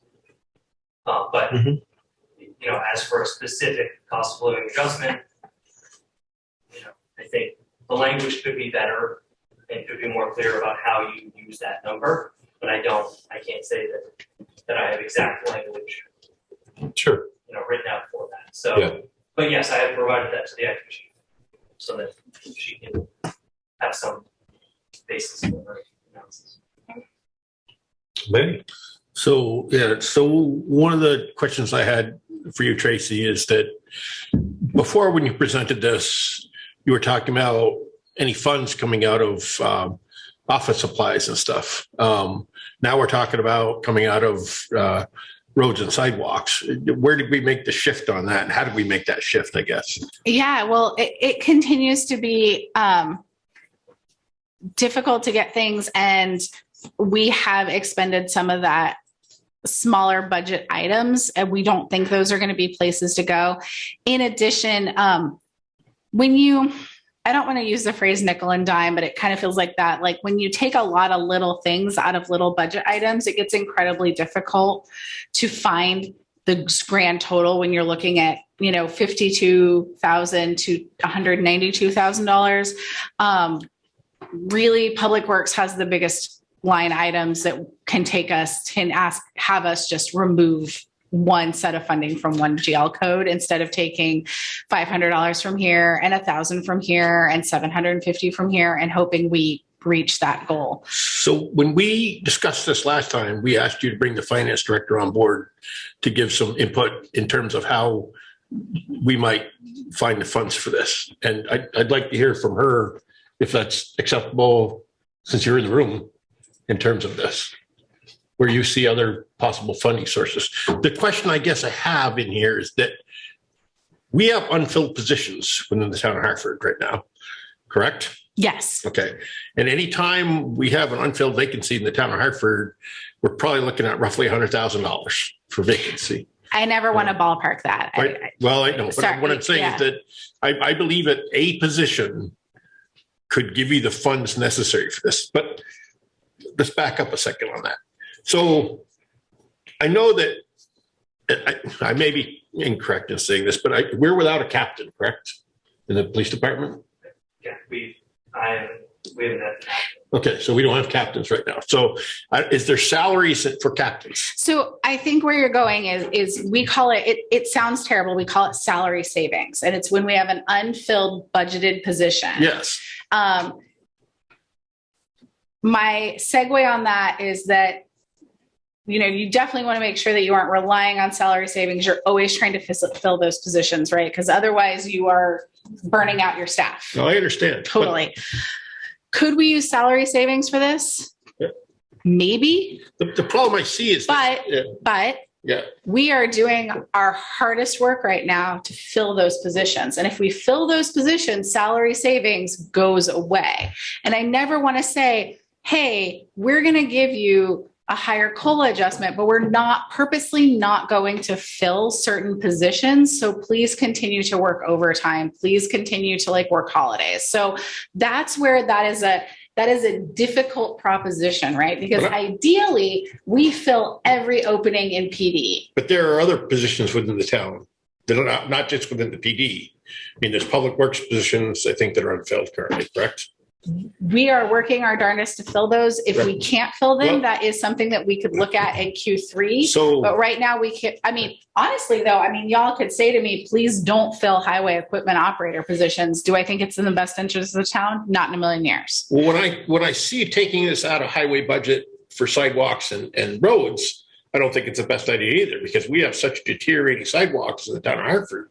And it's easy. It's so easy for any town manager or select board to take it out of public works, roads and sidewalks, because it's a huge budget line item. All right. And it's so easy to go there. They automatically every year, roads and sidewalks are attacked. And I don't think it's quite fair. Based off your statement. Well, let me finish up here. It's okay. So I'm a little bothered to see that we're attacking that when we have such a large amount of work that needs to be done on sidewalks in particular in the town of Hartford. I don't understand, and I know that we need people within the town of Hartford for crew, but we've done without them up to now. And I just hate to see us attacking a budget line item when we have funds that are out there that are currently not being used, and we have a difficult time with staffing. I understand that. I just hate to see it be taken out of the sidewalk budget because we have such need for it. Rocket, you have a comment? I have a question to build off of this. Yeah. I understand what you're saying. And Tracy, I don't know if you have the number offhand. I couldn't find it in the book. I don't know where to look. Maybe Gail, you have the answer. But I'm wondering if this is A, something that can be drawn from unassigned fund balance, and B, if so, what percentage of that unassigned fund balance would be? We cannot draw it from unassigned fund. If you are looking for another pool of money, ARPA is your only other pool of money right now. Okay, thank you. May I ask some other questions? So reserve funds is not possible either? So we keep working on this one. Reserve funds, they're tagged for certain things for FY23. So we would have to continue to do without. So we're looking at saying, okay, never mind on blank. I just have a really tough time taking money from something that we need within the town of Hartford that affects everyone with the town of Planning, with all Hartford. due respect, you said it's like 5 times. We hear you. Good, Rocket. You think you got the answers? Go ahead. No, I don't. I have questions, but I just feel like we've heard you stay, and I share your grievance about that. But I have a question for Will, Officer Fernari, and also for the town manager. Same question, which is, sorry. You can just comment with Will, I have a question for you, which is, I'm just wondering, as the language being vague and this coming up for debate in terms of how we're going to negotiate out the cost of living increase every year or every time the contract renews. In my mind, it makes sense personally to tag things to CPI. Obviously, that puts us from a budgetary perspective in a very difficult position this year. But conceptually, as far as language goes, how do you feel about it? How do you feel about that being on different sides? I don't think we're on different sides. Oh, no, sorry, being different sides of the negotiation. I mean, I guess of the negotiation technically. Yeah, that's what I mean by that. Here's one of the things that, Will and I have chewed on is in the fall of each year. What is the fall? And this gets a little esoteric and philosophical, but if we're building the budget now, when do we consider cutting off the CPI period, right? Because the federal government isn't running it up to today. You're not going to be able to go and go, what's the look backs on this? So providing clarity on what that means, like what are we looking when we're saying a look back? The CPI average, there's a variety of ways. If you go on the Bureau of Labor Statistics website that they calculate CPI. So maybe we should have clarity around what that means, because that's something. Another thing that other municipalities do is they have a floor to ceiling, or they smooth it over years to prevent spikes up and down. Because in other times we've seen CPI fall really deeply and it ends up in the basement. What do we do if that ever happens? And then provide the information to the select board. By the time you all hear it, it's gone through 3 or 4 iterations. So is that something that we just acknowledge? This is what we did and we landed on this? Or when do we bring that information to you all? Is it during board guidance? Is it when you see the police department budget? Is it when you see the overall budget? So just clarifying all of those things, I don't mean to speak for Will, would be incredibly helpful. So that way his idea of fall and my idea of fall are two different things. Right. So if we were able to clearly define, as a select board, define those terms of this is at this moment, we would define CPI as used by this federal metric, and we could put it within bands or we could not put it within bands.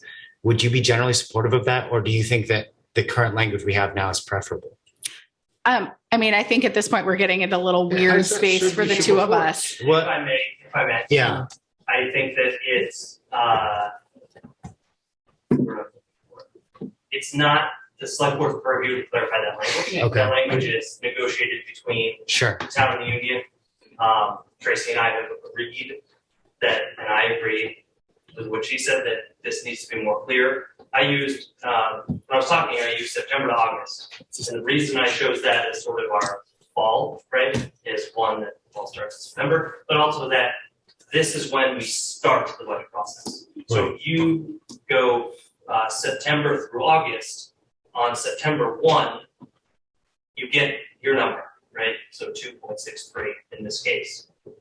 Then, Tracy gets the number, the chief gets the number, whoever else is working on this has that number ahead of its budget. So I think the point was that the fall is when the budget starts. Right. But, I'm not opposed to language being more clear. That's certainly something that Tracy and I agreed on. Sure. Ahead of,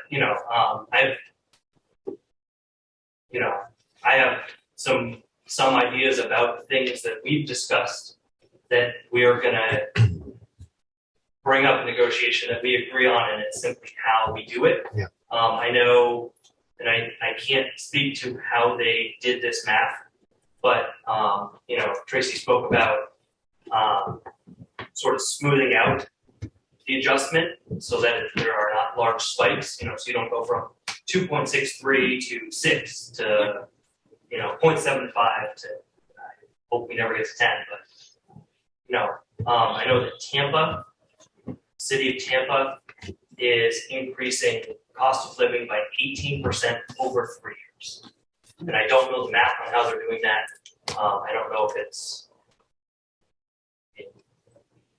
they're average, if they're breaking 18 down into 3, if they're anticipating that the first one will be large, balloon and then smaller, but well, I'm sorry, I don't mean to get in the middle of the negotiation, obviously, but more for in terms of what's before us, because it helps me understand how they're thinking through it as we need to think through it. Because how does it solve the issue before us right now? So I got a couple things. Sorry. So I think as a threshold matter, we need to decide whether we're going to provide a cost of living increase. All right, so that's our first question. If so, what percent? I think once we decide that, if we don't like the fact that this is coming out of Public Works, we can tell Tracy and Gail to go back and find some alternatives to that. I haven't heard my question from. But I don't necessarily want us deciding tonight, where's this going to come from? If we don't like where it's coming from. I know Gail is here. Gail is free to speak, Heidi, if she would like to come up. Perfectly fine with me. But please let us, do our job without distraction. And I just said she's welcome to speak if she would like to. We're not her boss. It's fine. And Will, I but can't I want tell to you get what back. to do. We have to You can give the decide mic to whether Gail we if you'd want like. an increase or not. Look, guys, the initial question, threshold, do we want to provide an increase or not? We don't have to. If so, how much? Then we can talk about where it comes from, okay? It doesn't make any sense to just put where it's coming from ahead of this. We haven't decided if we're going to do anything about this. Should we start? Gail, please feel free to speak. Thank you for letting me speak. And Tracy and I haven't spoken about what I'm going to say, so so Will is correct. Over the last 4 years, the police have only gotten the minimum pay increases. And when we speak about being equitable, as you start to look at other departments' contracts, you will see that some of those departments have gotten sizable increases. So as a finance director, I'm asking that you take that into consideration as you're making this decision for a percentage that you're going to be giving the police department, and as the other contracts come forward to you, because this is the opportunity for everybody to be treated equitably. As far as how it can be paid from, there are savings that are in the police department As Tracy indicated, we certainly don't want to not fill positions, whether they're in the police department or in other departments. However, when we're talking about the first 2 months of this fiscal year, you have vacancies there, you have savings there. And if you wanted to give up to a 6% increase, there is funding right there in the police department that could pay for it as well. But again, this is something I was in my office. Tracy's not aware of it, so it's definitely off from her. These are numbers that I've come up with trying to figure out ways to make sure that we are equitable, and making sure that we're not taking money away from public works, and because those are really important items. The other piece that I want to throw out there when you're talking about being equitable is also when you're considering what you want to give them for a percentage, keep in mind we want to retain our employees, not only just across the board. And so a recommendation that I also would have as the finance director, when you're considering your percentage, also consider including a retainage bonus for each one of the employees, because we have gone 4 years without giving any type of pay increase other than the bare minimum, which everybody else has gotten. So again, want to reassure you that there is funding available to get you through 2023. If we would like to give them one now, that's the decision that you make. And I could run them on 3%, 6%, 9%. There is sufficient funding to cover that. So that's your kind of your window of knowing that you do have the funding for it. And I will, as excellent. And thank you. Walk away so all of you can have that discussion. Excellent. Thanks, Teal. Okay, so we need to decide if we want to approve an increase. That's our first question. And then we got to decide if we want an increase, what it's going to be. I've already mentioned that I don't like the idea of doing an increase when above what all the other employees get. Kim? Are the rough numbers that you gave in our packet retroactive to the beginning of July, to the beginning of the 23 fiscal year? Yeah, this would be your total. And unfortunately, there are a few things I haven't been able to share with the rest of the leadership team in terms of staffing there. So please understand, yes, there's money there now, but we have some movements coming in promotional opportunities and in the recruiting of the police chief. So that is money that that is movement that's happening internally in the police department that could change this outlook, that unfortunately I can't share much about promotional opportunities and personal movements with you all, but we do have some of that coming, and I want to make sure that I can continue to do that. And I don't know what that looks like yet. Separate the question of an increase from the funding until the next meeting, so just because we're not going to figure out tonight where it's going. Are you asking for a question if we're going to provide an increase? If we decide to give an increase tonight, I think the question of where that money comes from in our current budget is for the next meeting. Because right now, what we're looking at is for public works. If we want to look at someplace else to come from, we're going to need a proposal that we can actually study. I'm 100% behind that. I'm fine. I don't like the idea of coming from there. I like the idea of having the finance director involved in where the money's going to come from.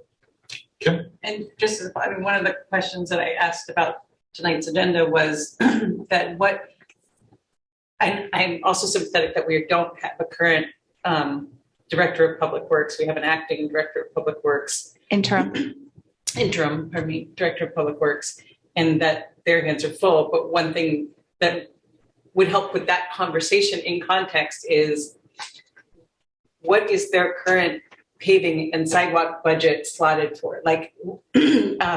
Because I don't want to take away from public works either. I don't want to take away from paving and sidewalks.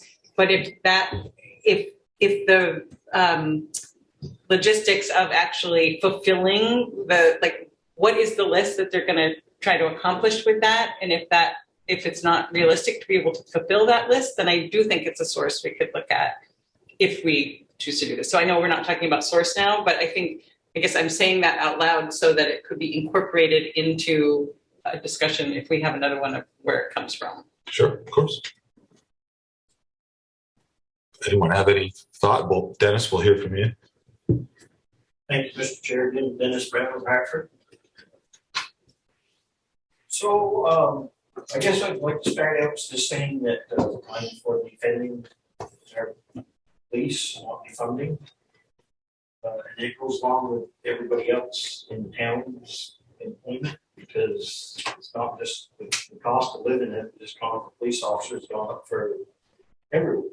So I think in the past, we've done a blanket wide increase for everybody. It's not been just revolving on police. We gave them X amount, the rest of it.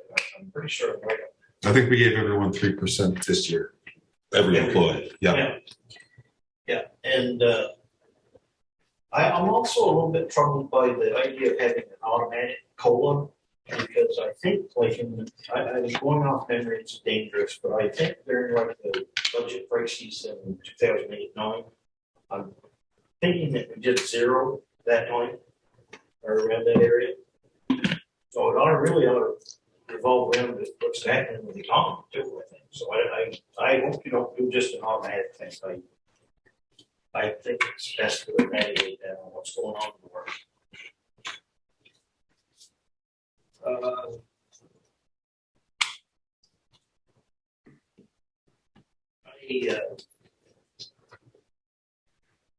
I never thought I'd hear the words pavement and sidewalks come up again as far as being cut. When we did the budget wrapping up, I guess, in January, that was a mention in the near $600,000 budget, which was had been forgot, or the errors or whatever, and there was talk then about doing cutting sidewalks and paving, and I was dead set against that. And there was also talk about taking money from the new Hartford Village Bridge project, and I hope that's not being taken right either. That's coming. We're throwing money at it to prepare for that. As far as what Kim just mentioned, where the paving's at now before it's cut, I'm thinking that what they put in the budget is probably very minimal for what they'd really like to do already. So I just can't picture taking money out of those accounts. And if you take those, if you cut that I believe would have a very ripple effect. If you let that road that's in so condition now that you're going to pay, by the time you do get around to it with this cut, if it's worked that way, it's going to be in worse shape and need more work. So it's not a good scenario to do that.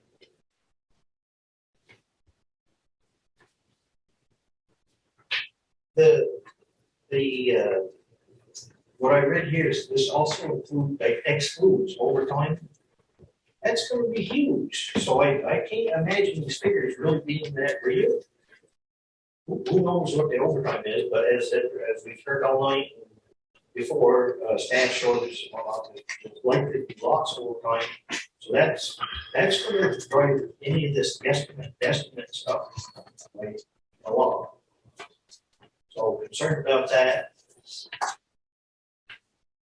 And if you should elect to take that money out, I just hope that in the 24 budget, it says that on the page that I've got, the second page anyways, it says that there's a change in the 24 budget for this, but I would hope that it would be all of it and possibly more. I guess my overall thought on this is we had a lot of problems during the budget process. Items incorrect, missing items, and so forth. The tune of almost 600,000, and now we have this. This is really poor business in my view. And I just think there should be some accountability and get us back on track. This is not the way we should be running this town. Thank you. Thank you, Dennis. I think there is a desire, if we do approve any increase, that it would come from somewhere other than Public Works. So I don't know. I mean, people can make a motion, discussion on this one. Roger? I would like to make an impassioned case for if we were to do a straw poll up down on should we have a COLA increase or not, I would like to make an impassioned case that we absolutely should. I think that the staff are clearly the beating heart of this town, and that the appropriate thing is to make sure that we're not actually giving them raises, but rather that their take-home purchasing power stays equitable year over year. I think that is the least that we can do. And in a period where we are understaffed, staff are overworked, the labor market is searing hot. They have shown an incredible amount of devotion to our community. And many of them have school-aged kids, not to mention their own families and themselves that they're trying to take care of. As difficult as that might be for us in terms of figuring out where that money is going to come from, that's obviously going to create a very tough conversation. But I don't think that the right solution for us is to say, we're in a tough spot from a budgetary standpoint as a select board, so we're going to pass that difficulty on, literally and figuratively pass the buck on to staff. I think that just simply keeping them in a time of super high inflation, keeping them able to live the lifestyle that they signed up for when they took the job on in the first place, and to be able to purchase the same basket of goods and afford the same school and the same the gas in the tank and all those things, those basic fundamentals, that we as a select board show our unwavering commitment to our staff to say that we will make that work. And if that means that we have to do some shuffling with ARPA, then maybe we do that. Or if that means that next year we need to raise the tax rates, we do that. Ideally, what it means is we grow the grand list and drop tax rates. But whatever it is that we need to do, I think that it is important for us as a select board to show that we are 100% committed to our town staff. I think it is a matter of serious social equity, economic equity, in a time where the entire world is very uncertain and all these other towns are frankly competing for our staff. So I think from an emotional perspective, but also from a material and a practical perspective, from every level, I think this is the right thing to do, even though it might mean that we end up in a position where we have to have really hard conversations about where we're going to find that money. But I don't think the place that we find that money is from their kitchen tables or from their gas tanks. That to me is not the right place to find the money. Mr. Chairman, how would you like a motion made? I think the motion would be I think there's a draft. So it would basically be select board directs the town manager to increase the COLA adjustment to a total of blank % for the police group, police officer, police union. One of you, I don't remember who, asked about an all-staff COLA adjustment. So that's why it says employee group, is just in case you started down the path of discussing other employees. Yeah, I mean, we've been discussing the police one. I don't know. Rocket, certainly, I believe you were saying everyone should get a COLA increase. Oh, I absolutely. Okay. You were saying, sir, that you just wanted to settle on if we're going to do something tonight and then figure out where the money's going to be coming from. Yeah, so what we need to figure out tonight is, do we give the police a COLA increase? Okay. And what % is that going to be? Okay, Mr. Chairman, I make a motion that we give the police union a COLA increase of 3%, and the funds to be dictated, or I'm not sure. Funding to be determined. Funding to be determined by the finance officer. Do you mean a total of 3% or an increase of 3%? The COLA 3%. Can we, the amendment is up to 3%, because it's already at 0.75, so that would increase it by 2.25. So up to 3%. Up to 3%. Friendly amendment taken. Okay, so we have a motion on the table. I'll second. Funds to come from. Sorry, are we in the first tier here? Is that? So this is the question. Yeah, I believe so. So it's the 2.25 step plus the 0.75 COLA. Raise it to 3%, as Kim stated. This is scenario one. Yeah. Scenario one. Yep. So we've got a motion and a second. Is there any discussion? Yeah, I think that's outrageous. I think it's absolutely outrageous, because I don't know the basis of your logic for doing that besides fiscal. You're welcome to vote no. The thing is, though, you are asking, by voting on this, you are asking police to take an effective 6% pay cut. That is the truth. That is how economics works. 9% inflation is measured as a balance of goods. You are welcome to vote no. So I just want you to know, though, that you are voting to basically salary cut staff by 6%. You are welcome to vote no. You understand what I'm saying, though? Guys, come on, you can always vote no. There's no need to heckle. But I just think this is completely outrageous that Okay, you made that point, I think. you guys are going to ask staff to take a 6% pay cut. Effective We're pay giving, cut. no, the police, if you can do it the other way, this is just for the police, which is my problem with it, Sure. frankly. Kim? Well, because other departments were given, I mean, the 0.7, I think that the police department's raise has not been equitable with other departments thus far, which is why I also support it. But also, Rocket, we are in the middle of an existing fiscal budget. There isn't any reason why the police union, the police department with their budget presentation can't come to us and say, okay, and in 2024 fiscal year, we want to ask for another 3% or another. I mean, we're in the middle. We're not overhauling all town employees' salaries in the middle of a budget season. This was somewhat an oversight with some unclear union contract language that I think I feel an obligation to try to remedy to some extent in the middle of a budget.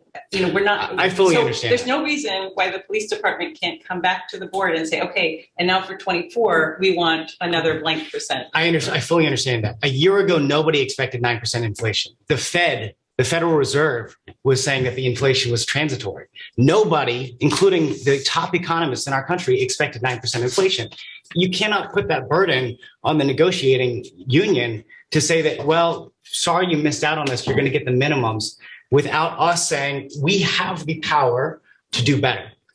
We have the power to do better. That is why it is in front of us to begin with. The entire purpose, if we were just going to do the minimums, the entire contract specifies specifically that there is the option to consider real world factors to factor that in. Now, the real world factor is that inflation is 9% and nobody in this country, well, very, very few people predicted that. So we are now, by letting this go at the minimum, we are abdicating our responsibility to our staff and asking them to take a 6% pay cut. I absolutely refuse to vote for this. Mr. Chairman, call a question. We'll let Will chime in. So I appreciate your support, Rocket. These things, as I said, are lagging a year, right? So we hopefully catch up because, at least according to one person who understands finance better than me, at some point it stops, right? We hopefully don't keep going up. So there will be a time when CPI will theoretically drop and we'll be behind.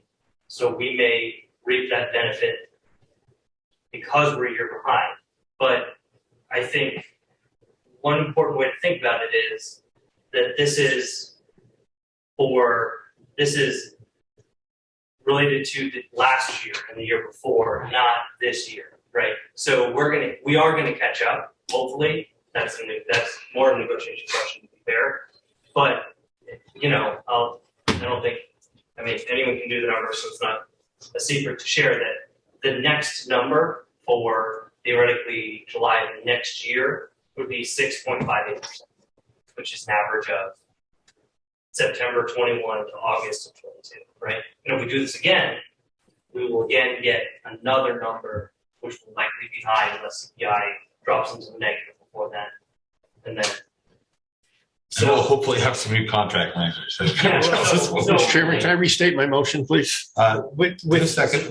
So I appreciate the support, but from a number standpoint, what we're talking about is the last is 20 to 21. Mm-hmm. So that doesn't fully take into account the pandemic. Well, I guess it does some pandemic rises, but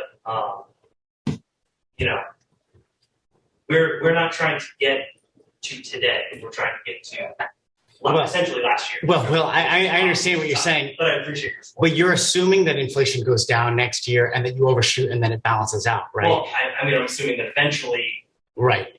We will. But we have no way of knowing.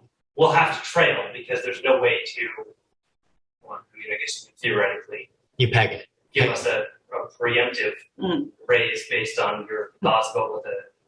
Well, you could, if you pegged next it. year, but it's tough. Let's focus on what we got ahead of us. Well, the fact of the I do matter is have- you buy this year's groceries with this year's salary. Mr. Chairman. Right. So Hold on a second, Lenny. I had a question. Yeah. I thought that all the employees received the 3% by various methods this year. Correct. Okay, that's just what I wanted to know. And like I said, I do have an issue sort of with the inequality that poses that the police get an extra 3 when the other employees don't. That said, we are coming into budget season, and I am sure that eventually we will do our best to try and get the salaries where everybody is caught up. So I do think that, that's important for me, at least, as we vote on this, knowing that we'll have a chance to hear salaries proposals from the department heads. But Lanny wanted to restate his motion, and then I think we should make a motion that we increase the COLA to 3% with the funds to come from the police budget by the finance administrators. that doesn't sound right. I mean, She stated that there's funding Your there. motion has already been made and seconded, so I That is do not accept that amendment as a seconder. It doesn't mean, I don't know what the protocol is for. I believe the rescinding your original motion was 3% COLA increase to the police employees, funding to be determined. Yeah, I just don't want it coming out of the. Yeah, but we may not want it coming out of the police budget either if there are things afoot. So I would say funding should be determined, and we will have a proposal for us maybe next meeting. All right, next regular meeting. So that has a motion and a second. I'm going to call the roll. Lanny Collins. Aye. Rocket. Nay. Allie. Aye. Mary. Aye. Dan. Aye.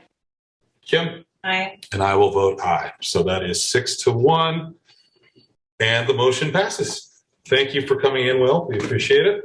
Thank you, Will. All right. So now commission reports. I'll Thanks start for with what you're doing. Kim and work our way down. Yep, I have meetings all this week, but none to report. Thanks, Dennis. Good to see you. Oh, sorry. No, I don't have any. Oh, okay. Dan, do you have anything? Nope. Hey. Hartford Conservation Commission.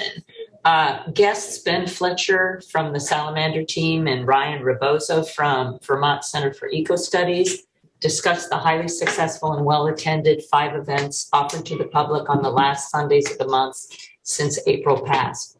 The most recent one on insects demonstrated these events produce great grassroots community. And while looking forward to future events, Ben asked the commission about possible remuneration for the highly experienced facilitators going forward. Ted Levin recommended the Upper Valley Wellborn Fund to look at first for grant opportunities. And as I stated before, the Conservation Commission reiterated the public information and workshop starting on September 14th at 5 p.m. regarding the forest management plan on logging in the hurricane forest, while also establishing other goals of the commission, which include tree planting and forest cover, invasive plants and other critters, as well as forest management. The commission agrees to look at organizing and combining information resources committees townwide, tree board, energy, planning, zoning, and conservation to increase forest cover and fulfill townwide participation in the climate action plan. Thank you, Mary. I don't have anything. Allie? Yep, just some resilient Hartford updates. There was an August 19th work outing for the food forest, which was very productive. In the Beneke garden, there was cover crop that was tilled. They added in organic matter to the soil, planted oats and field peas. Very exciting. And then there's another work outing that's scheduled for Friday, September 16th from 4 to 6 p.m. with a potluck. So if folks are interested, they can volunteer to participate in that. The work outing seemed to be really fun. And they're in the food forest, because it was a dry summer, they're trying to be thoughtful about how to keep the watering going in the food forest. So they submitted a revised rain gutter proposal, which was approved by the Parks and Rec Department.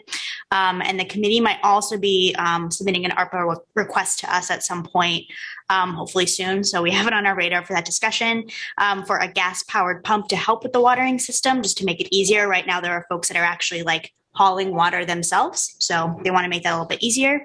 And there's still an open spot on the committee. So anyone who is interested can apply. Thank you, Allie. Rocket, anything? Sister Cities is excited for their trip to France in November. And they are planning to come in to the select board on our October 4th meeting to propose a revised inner charter to expand their membership. Great, thanks. Lanny, anything? Yeah, charter committee, we're keep pumping away on it. We discussed rental housing. We discussed just cause eviction, trying to put that into the charter. Still working on local option tax for cannabis. And then we reviewed the procedure for first public oriented meeting. And then we put in language, reviewed petition language, and we moved to approve language preventing select board from barring advisory petitions that reach the threshold, and then reviewed and adopted language, allowing petitioners to submit proposals to select board and school board for legal review prior to seeking signatures. So we're still pumping away on it. There's a lot to do and a lot of things that we still don't know from the state legislature with the cannabis thing. I'm on charge of that, and I'm just completely lost as anybody else is for that. So we're not alone. We're kicking away. So all right, thanks, Lanny. That's great. All right, so we're getting to the consent agenda. I believe at the beginning of the meeting there were 2 items we wanted to break out and discuss. I don't recall what those items are. Heidi, it was the town fair and the charges to Monahan, Saphir, and Safar and Dutcham. Okay. I mean, I can speak to the town fair because I think that's related to me. Okay. So that was a reimbursable expense as select board members. We can get reimbursed for participating in trainings that are put on by the Vermont League of Cities and Towns, as well as other like statewide events that the Vermont League of Cities and Towns puts on. So the town fair in October is one of the like big, folks from municipalities come and, share resources and conference events and things like that. So that was just, I'm attending the town fair as a select board representative. So that's an authorized reimbursable expense for select board members. Thank you, Ally. And then I believe the other one's just our attorney, right? Yep, and that's the review of these large public records requests due to the sensitive nature of those and the fact that they often involve me and the HR director who normally review them. We've taken those outside. So that's one of the associates for that law firm reviewing them for unallowable emails and other things of concern that we may need to redact. Okay. I'll take a motion on the consent agenda. I can't tell if Heidi's going to speak or not. I need you to waive rejection or not. In the past, I've been asking for public record requests for quite some time, and I never had an issue until the July 4th email from Rocket came into play, and I posted it on a Facebook page. And then I started releasing the public record request emails to the town so that they could actually see what was going on in these public record requests. And then I started getting charged, or I got quote unquote a charge, and I chose to go to the town municipal building to actually view these emails. And I assume if you're charged, can you appeal that decision somewhere? I possibly could, but I chose to come and view them instead of paying a fee. Okay, so you got access to them? I got access to them. But I guess I'm questioning why we are going to an attorney rather than just releasing emails because and spending money. Well, the state law allows us to charge a fee for the reasonable amount of time. If you make a record request of every single select board's emails for a period of an entire month, to review those, they have to all be gathered. They have to be read individually by a staff member. Ones have to be flagged in case there's a potential, public record that it would be confidential. And then that has to be reviewed by our attorney. So it costs a lot of time and it costs a lot of money. So that's why the state allows us to charge for that. So that's just kind of the way it is. And so any costs here are our attorney having to do that work. Yeah. And I'll just comment. You are not the first one that has been, when in years past, there have been people who have requested an extensive number of emails.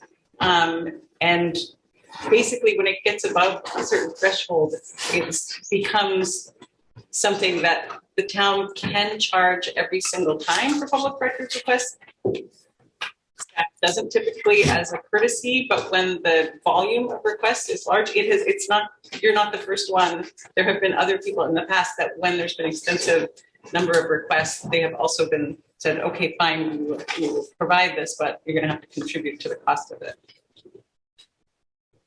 So it's not just you, I guess. The Vermont state statute says for written form, I only wanted email. I only wanted it in electronic. But you still have to review the But you still content. have to prepare it for me to view. Yeah, and we still have to review the content. And that content has to be, yes, and the content has to be reviewed by our attorney. I think your question was about that particular charge on the payment manifest.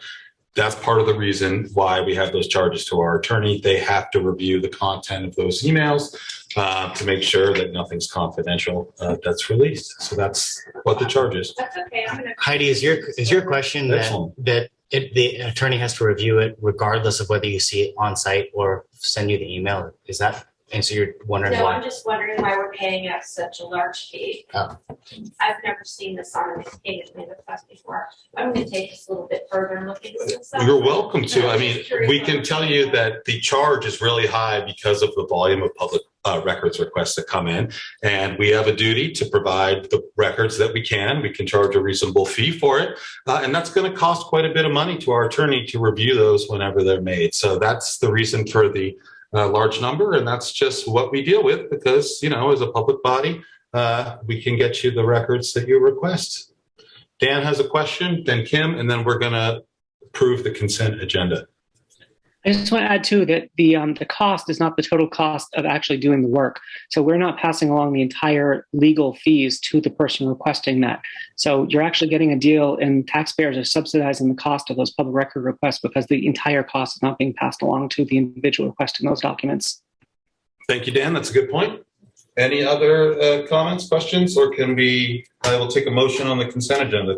I'm doing a motion on the consent agenda. There's no hands up. But I also did want to just make a note with the 3/4 ton pickup truck bid award for the fire department. I did request seeing how that went through the new purchasing policy with and Tracy shared that with me. And I think something like that in the future, there's maybe going to be a form that will come with any of these bids, right? That will show it going through that purchasing policy review so we can see. We have a form, we just didn't attach it, and we can attach it if that's everybody's preference. Yeah, that'd be great. I think And that'd be very useful. The line item in that is incorrect as well. The budget line. No, the budget line is for the Parks and Rec that we also bought from McKee. So you're awarding a bid to Key Chevrolet to buy a truck for the fire department. The GL code you asked me about is the cost associated with buying a truck for Parks and Rec that you approved months ago. So it's not wrong. The GL code is not wrong. Is 921 Parks and Rec? Yeah. So it's not Parks and Rec. It's the reserve fund for that. We use salary savings. You use salary savings from FY22 for the Parks and Rec truck. Okay. But so the can we back up? The finance director can make GL codes to encapsulate certain funds. So when we did the FY23 budget, we captured salary savings for certain pieces of equipment. One of those was the Parks and Rec truck. That GL code that you're looking at in the payment manifest is where we saved that money and encapsulated it to make that purchase for the Parks and Rec truck. We are now buying a second truck from McGee,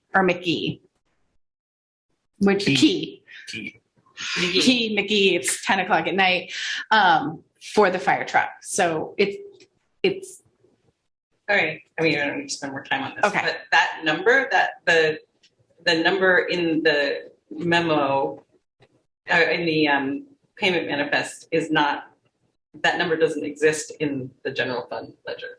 No. Gail made up a new one. Yes, we made an additional general ledger code to encapsulate the FY22 salary savings that we all agreed we were going to use to purchase for specific equipment. Okay. You're not going to find it in your budget book. Okay. I'll take a motion on the consent agenda if anyone would like. Is Dan gonna do it? Oh, yeah, Dan. Dan? If you like doing the consent agenda motion. Agenda? Except for you're muted, Dan. Yes, I'd like to make a motion that we approve the payroll ending 9/3/2022, approve meeting minutes of 8/23/22, approve AP manifest of 9/2/2022 and 9/6/22, the 3-ton pickup truck bid award for the fire department, approve the select board meetings of 10/4, 10/11, 10/18, and 10/25 of 2022. We've already approved 9/13 and 9/20 of 2022. Second. Got a second from Kim. All those in favor say aye. Aye. Opposed? All right. Thank you, Dan. Mr. Chairman, I'll like take to make the a motion to adjourn. Make a motion to adjourn. So moved. Lanny and Mary. All those in favor? Aye. All right.